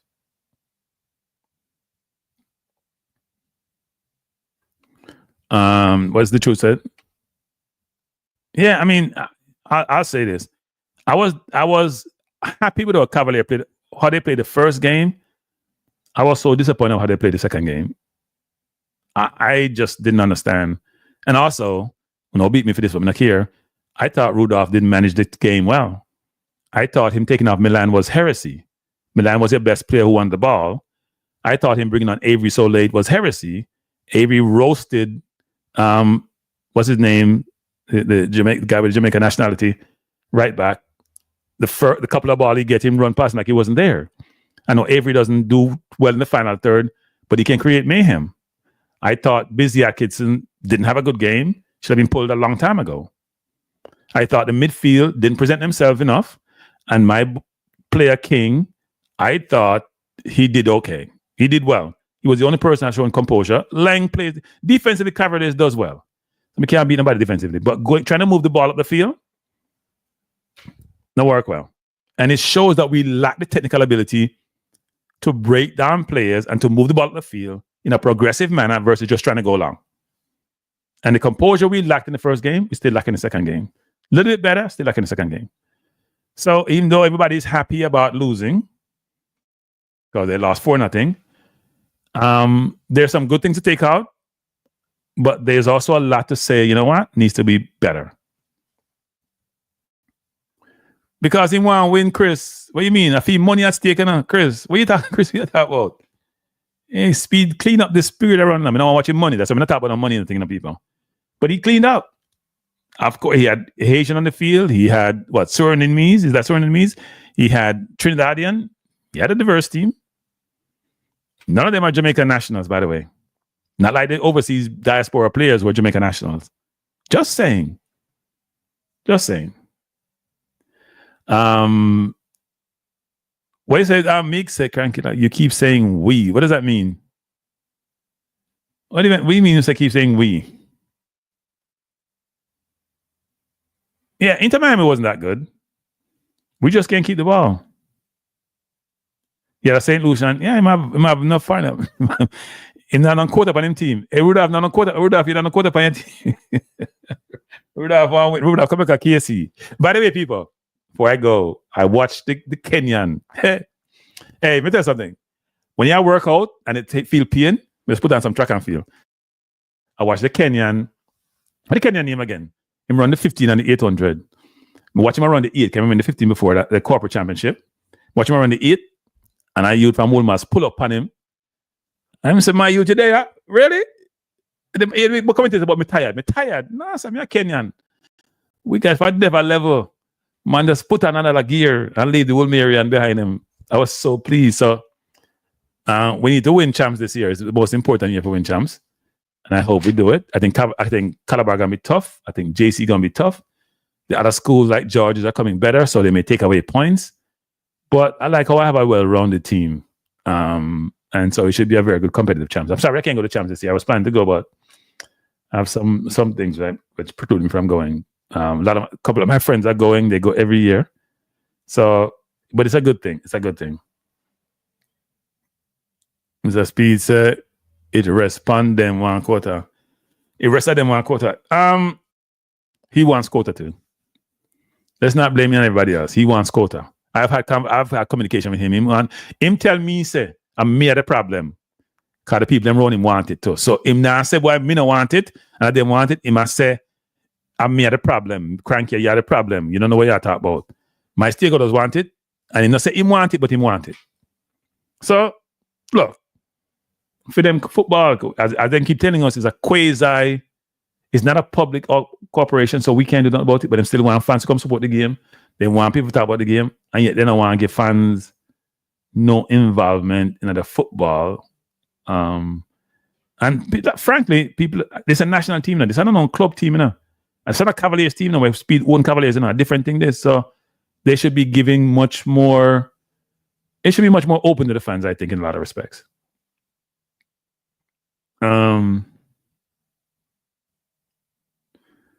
Using your influence. I'm not sure who you're talking to, Rob Smith.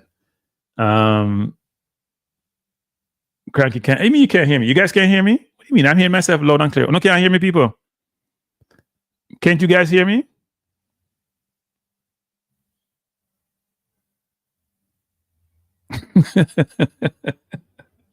Can you guys hear me? Let me know. I can hear myself loud. Yeah, man, get me loud. Someone say can't hear me. Who said them can't hear me? But no, look. Let me just say this. Rudolph has done a brilliant job with Cavaliers. He's taken them from a second division, win Caribbean Championship, didn't embarrass himself against Inter Miami. He got paid. But let me say this, Rudolph. The football you guys play has to be better. You can't make 3 passes. If you play kind of league football, you must can't make 3 passes. I don't care who you play against. Some old man who can't run, you must can't make 3 passes. So, yes, Jamaica is proud of you. Yes, you didn't embarrass yourself. But the standard can't be I didn't embarrass myself. The standard has to get better. I would love for Jamaica to have any amount of local players they want to have in the team. I don't care. I just want them to be based on meritocracy and play the best players. And Jamaica, for some of the morons who think only local people in Jamaica are Jamaicans, no, a lot of us are Jamaicans. I have my citizenship papers. I'm Jamaican. And you can't stop it. I don't care what you want to say. I don't care who you want to vex. You know, born in Jamaica, cranky blood. Me not care. Me a Jamaican. It'd be very funny. All people who migrate from Jamaica to the US, were you a citizen? You know, people that lose their mind if Trump said, come and say, no, they're not a citizen. You know, people would lose their mind if people say that. I can't say that, people. That's kind of dumb. If you say that, you're kind of dumb. It makes no sense. I hate to use such word. Kind of dumb.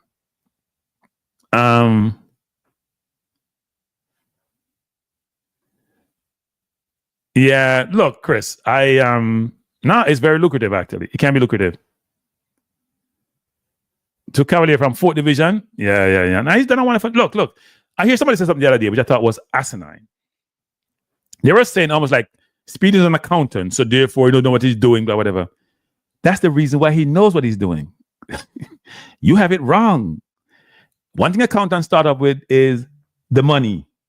Like, how can I make this profitable? Right? If you're an accountant, you're taught to think in a structured way and think balance sheet and income statement. How can I make something profitable? What product do I have? How do I monetize that product and make it work? And I can balance the books. And Speed is a smart man. That's why he does so well. He has a brain. That's why he doesn't struggle to pass all those tests to get his licenses, like some other people do. Okay? When you have a brain, when you're educated, you can do a lot of things that may seem to be in a certain discipline that's complex, but it's not that complex. I work in a company where they always say, you know what? Go run that department because you're a smart person. You don't know nothing about the business. So you're in investment banking, go run the asset management division. You're in trading, go run the investment banking division. Because their philosophy is, if you're smart enough, you'll get it, you'll adapt, and you'll know what to do. That's why Speed is so smart and gets what he gets done, because he's an accountant by trade. He knows how to go make some money, how to run an organization, make some money. And over the years, he's gotten experience in different parts of the organization, only helps him in evolution.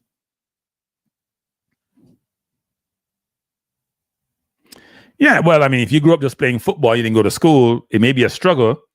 There were agents who couldn't pass the agent's exam, right? And they probably had their wife take it or whoever take it and be part of the agency. When FIFA came up with a new agency exam, some agents couldn't pass the exam. Doesn't mean they're dumb. It just means they may not have the ability to acquire the knowledge needed to be successful in the exam.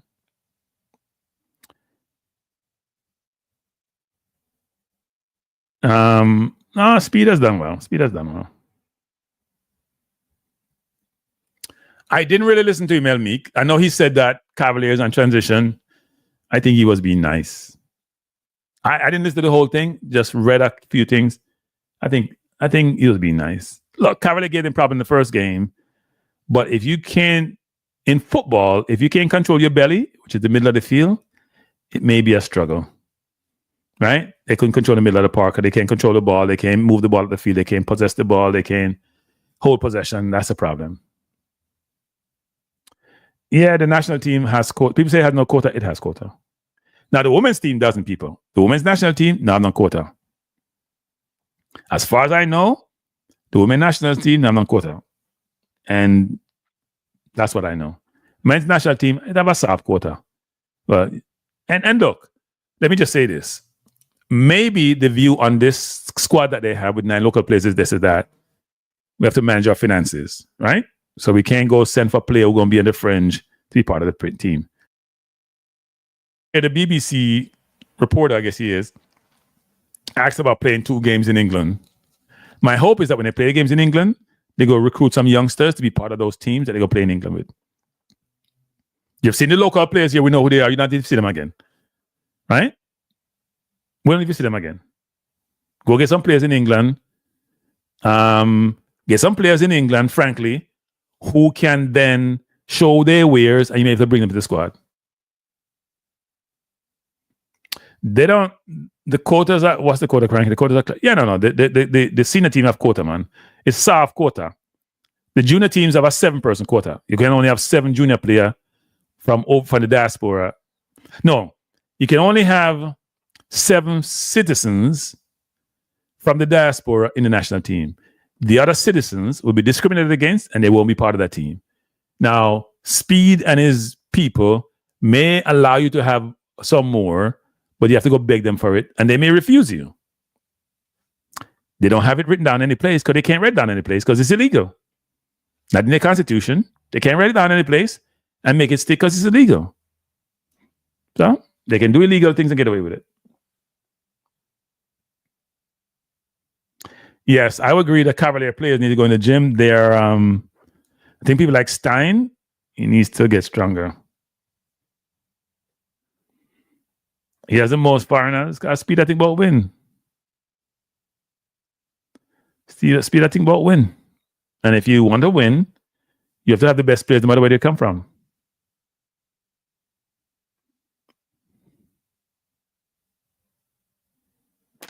Yeah, but they didn't play well over both legs. The strategy was different first. No, the strategy was the same. And here's another thing too. Speed didn't adapt in the second leg.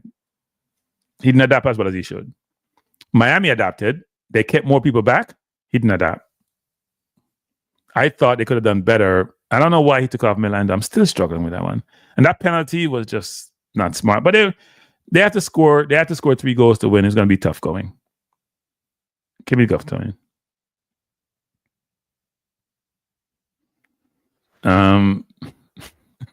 Macharana saw potential.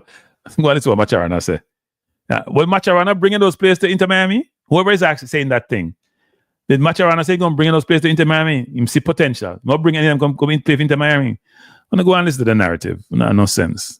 I mean, I feel last of people, you know. When people blow smoke up, you know what? Don't listen to that nonsense. When people that blow smoke up, you know what? Don't listen to that nonsense. If somebody tell me that they see potential in your team and you have these very good players, well, you have an MLS team. Why don't you bring a couple of those players in for a trial? Let's see if they bring them in for a trial. Let's see how much players Inter Miami bring in. They're going to bring in Cafu and Roberto Carlos. Let's see who they bring in. Since they see all these players with potential, as they said, that are good enough, because people like Frey who play right back slow. Can't play football, but him slow.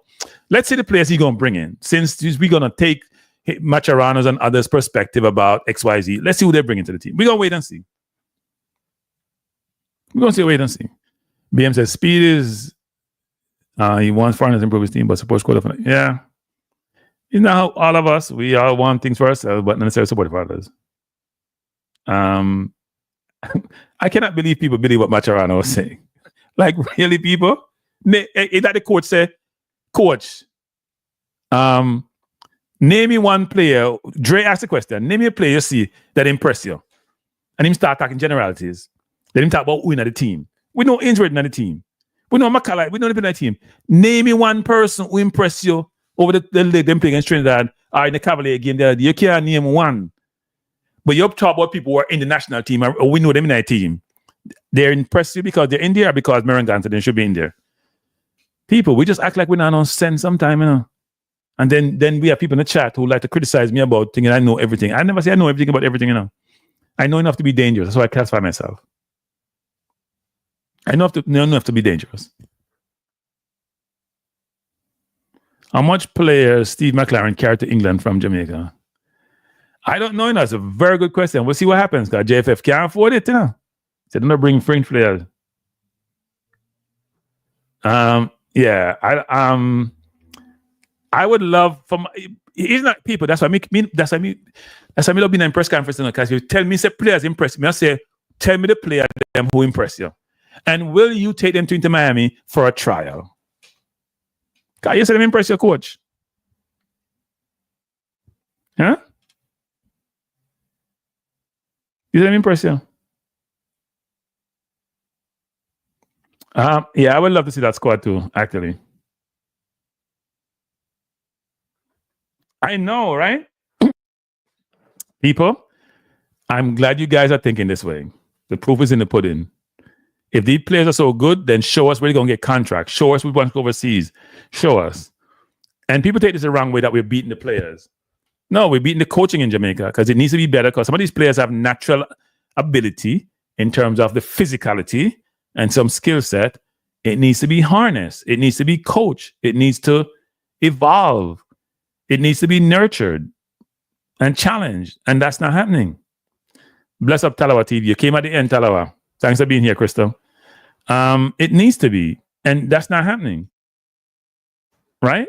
That's not happening. That needs to change. We can't have our youngsters not being afforded the ability to compete on the world stage because of poor coaching.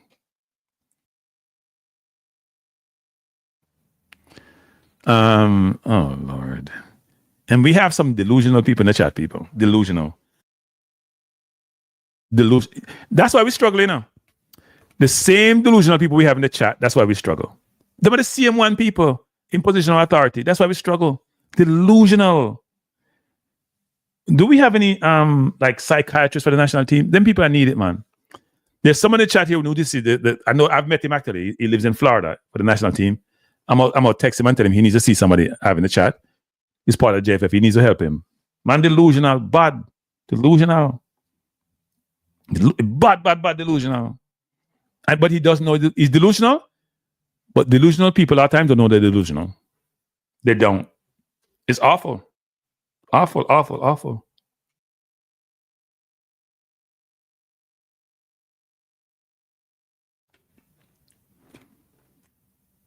Yeah, good question. And I think some reporter asked a question about Skill Cole the other day, didn't he? After Skill Cole hasn't played ball for over what, about 40 years. At least professional football. Skill hasn't played in a long, long time.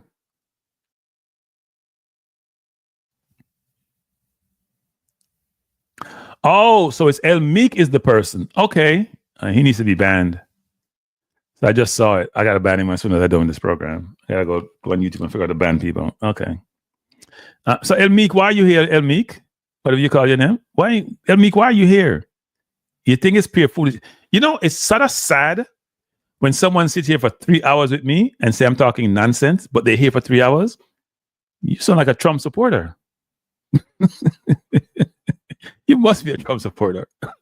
Cranky, I wonder if these people deal with facts. 9% players end up back in. Yeah, Chris, I know.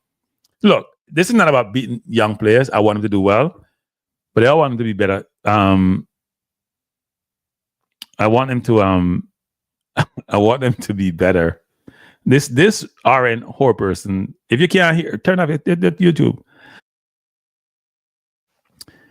And if you can't hear saying no something for so long, stop. Okay.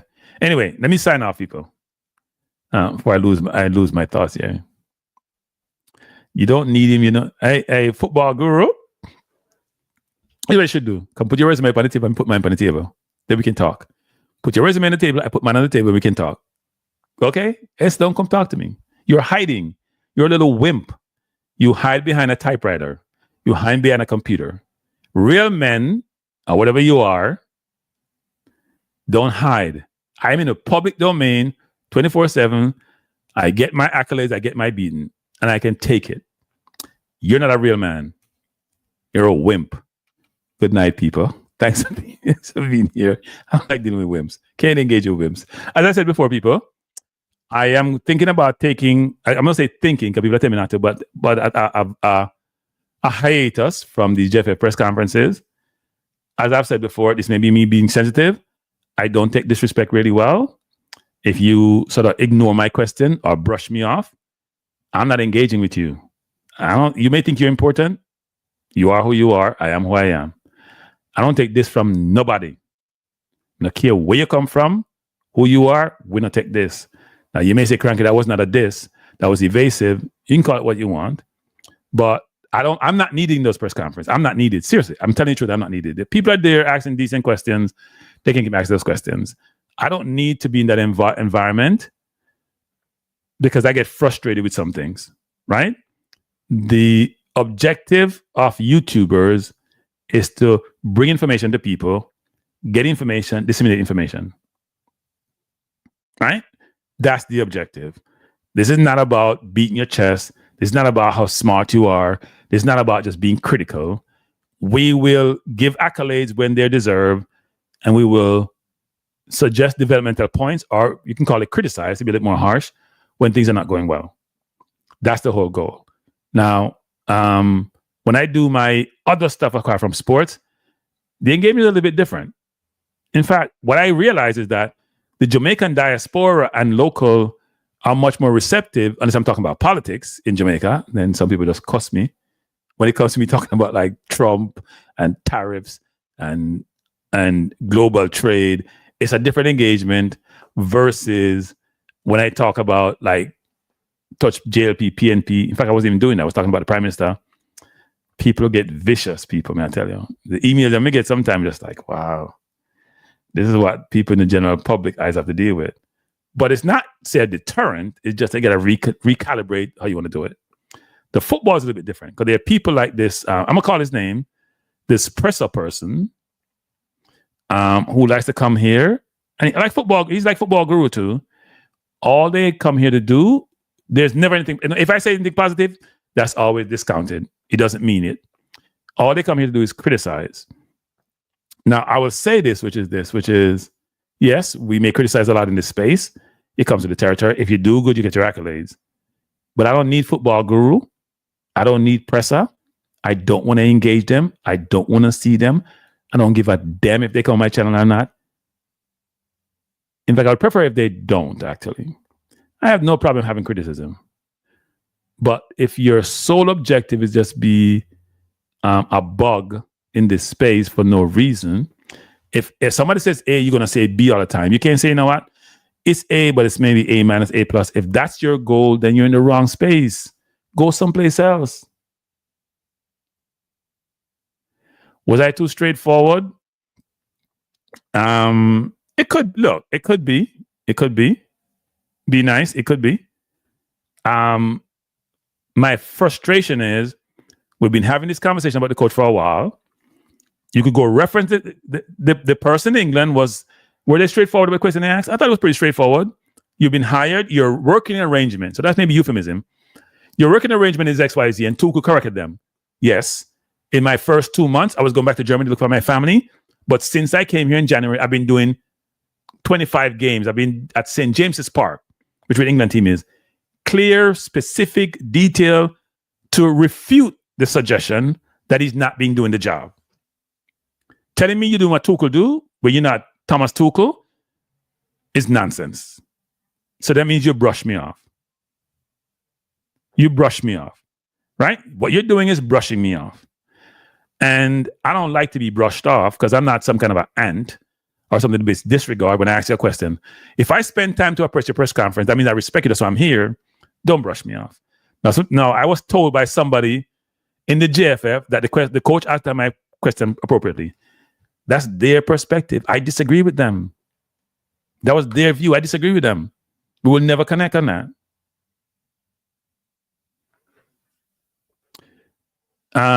There's somebody in the chat saying never criticize anything positive I've said, but I never said anything positive for you. So you, whatever. I don't want to engage with you. I don't know why you still come here. Because all you come is critical. Why do you still come here? The person that took in the chat, why do you still come here if you think I talk nonsense and I'm critical? I don't understand people. Isn't that like self-defeating? Why are you here? I still don't understand that concept. You think I don't know what I'm talking about. You and Paul Edwards, you don't know what you're talking about. He's this, he's that. I hear that every single program I do, no matter what I do it on. Even if I do it on some social event. So why do you keep coming back? I still am confused. I still don't understand that, people. You don't like somebody, you don't like their narrative, but you come to almost every show.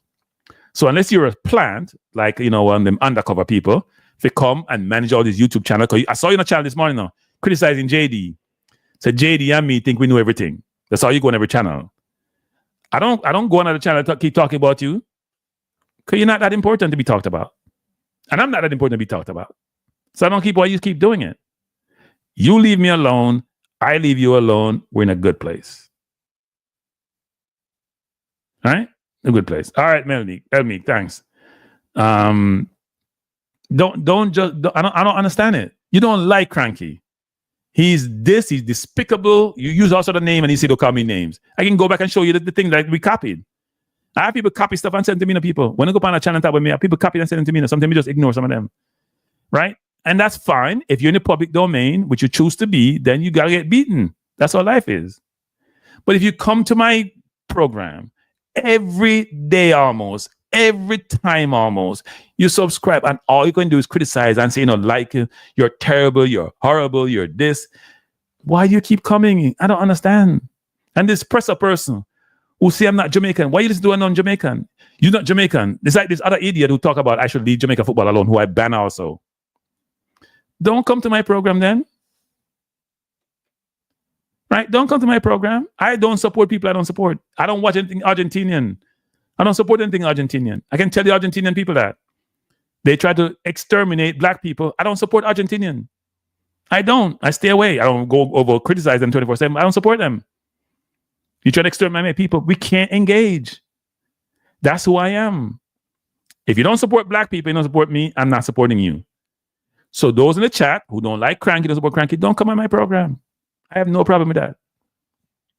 If you can come to have a good dialogue, Cranky, and I agree with you on this, XYZ, that's fair. But if your sole objective is come every week to be a disturber, to come here and be a disruptor, go someplace else. All right, people. So anyway, me talk long enough. I've been here for 3 hours and 19 minutes.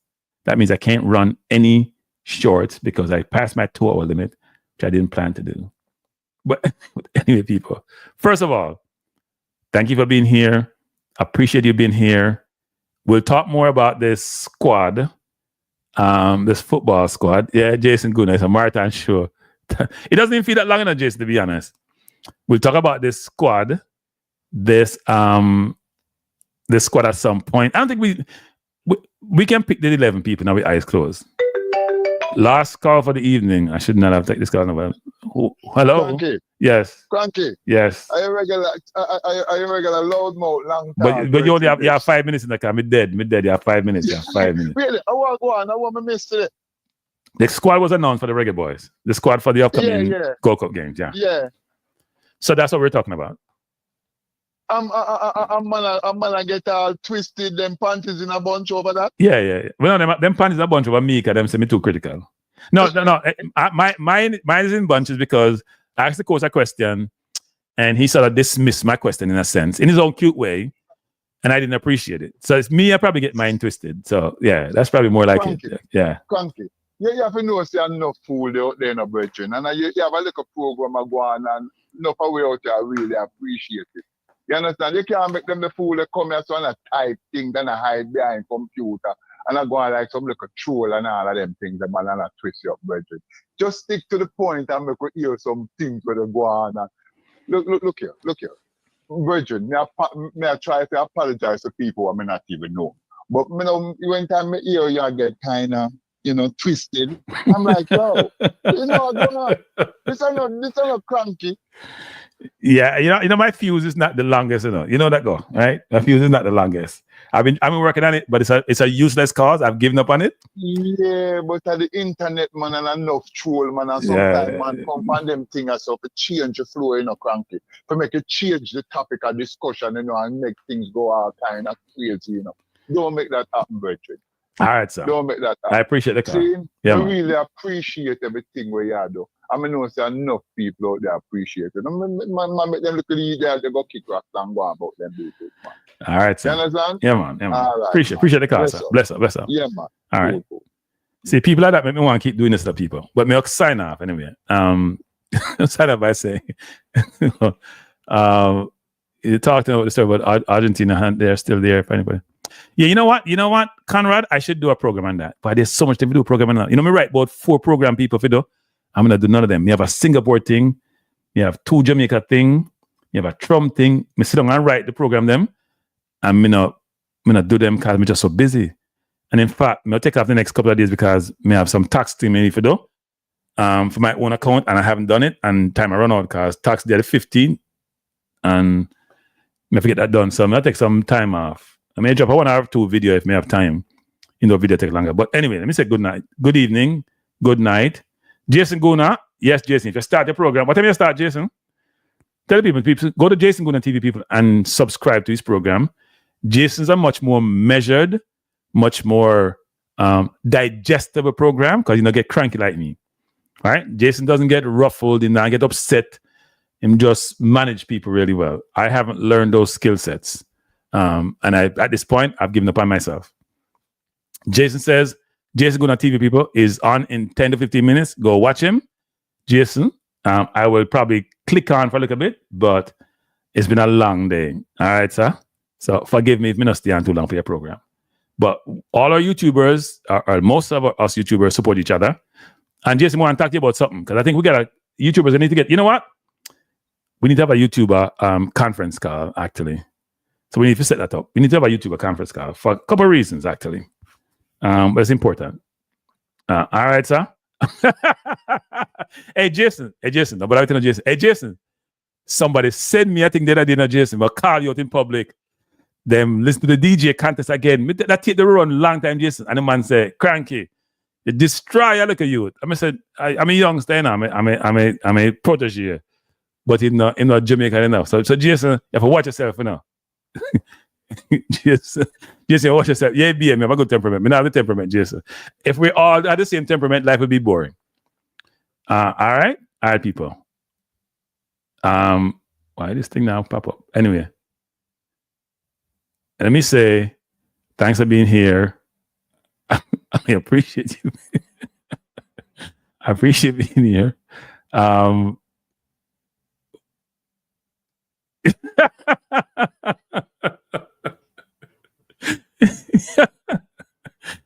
Jason, we stay in our lanes, okay? We stay in our lanes. Good evening, people. Have a good evening. Peace out. Thanks for being here. I appreciate it. By the way, before you go, hit the like button, hit the subscribe button, and share the video. Bless up.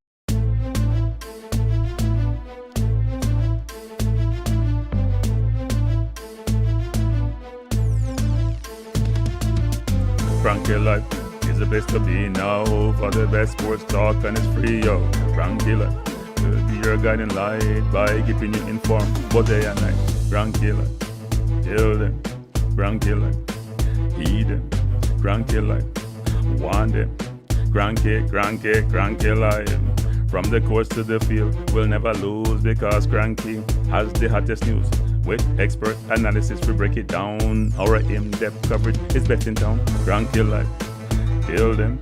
Cranky Life, heed them. Cranky Life, want them. Cranky Life.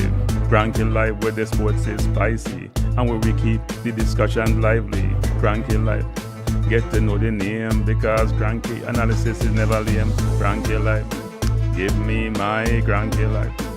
I want my Cranky Life. Must have my Cranky Life. Whether it's football or track and field, you know Cranky is at the wheel. So join the journey through victory and defeat and subscribe and don't miss a beat of Cranky Life. Tell them, Cranky Life. Heed them, Cranky Life. Want them, Cranky Life. If you're from England or USA, from Kingston or Bombay, from Kenya or Canada, Lagos or Havana, visit Cranky Life. Tune into Cranky Life. Like up Cranky Life. Subscribe to Cranky Life. Cranky Life coming to you on weekdays. Cranky Life sometimes on Sundays. Pull up a chair and take a seat because Cranky will always bring the heat. Cranky Life. Me say fi tell them Cranky Life. Me say fi heed them Cranky Life. On them Cranky Life. Cranky Life will be around. Cranky Life is the best in town. Me say fi heed them. Me say fi want them. Me say fi heed them. Want them, heed them, want them. Cranky Life. Cranky Life. Heed them. Want them. Heed them. Want them. Cranky Life. Cranky Life. Heed them. Want them. Heed them. Want them. Heed them. Want them. Cranky Life. Cranky Life. Cranky. Heed them. Want them. Heed them. Want them. Heed. Want. Heed. Want. Heed them.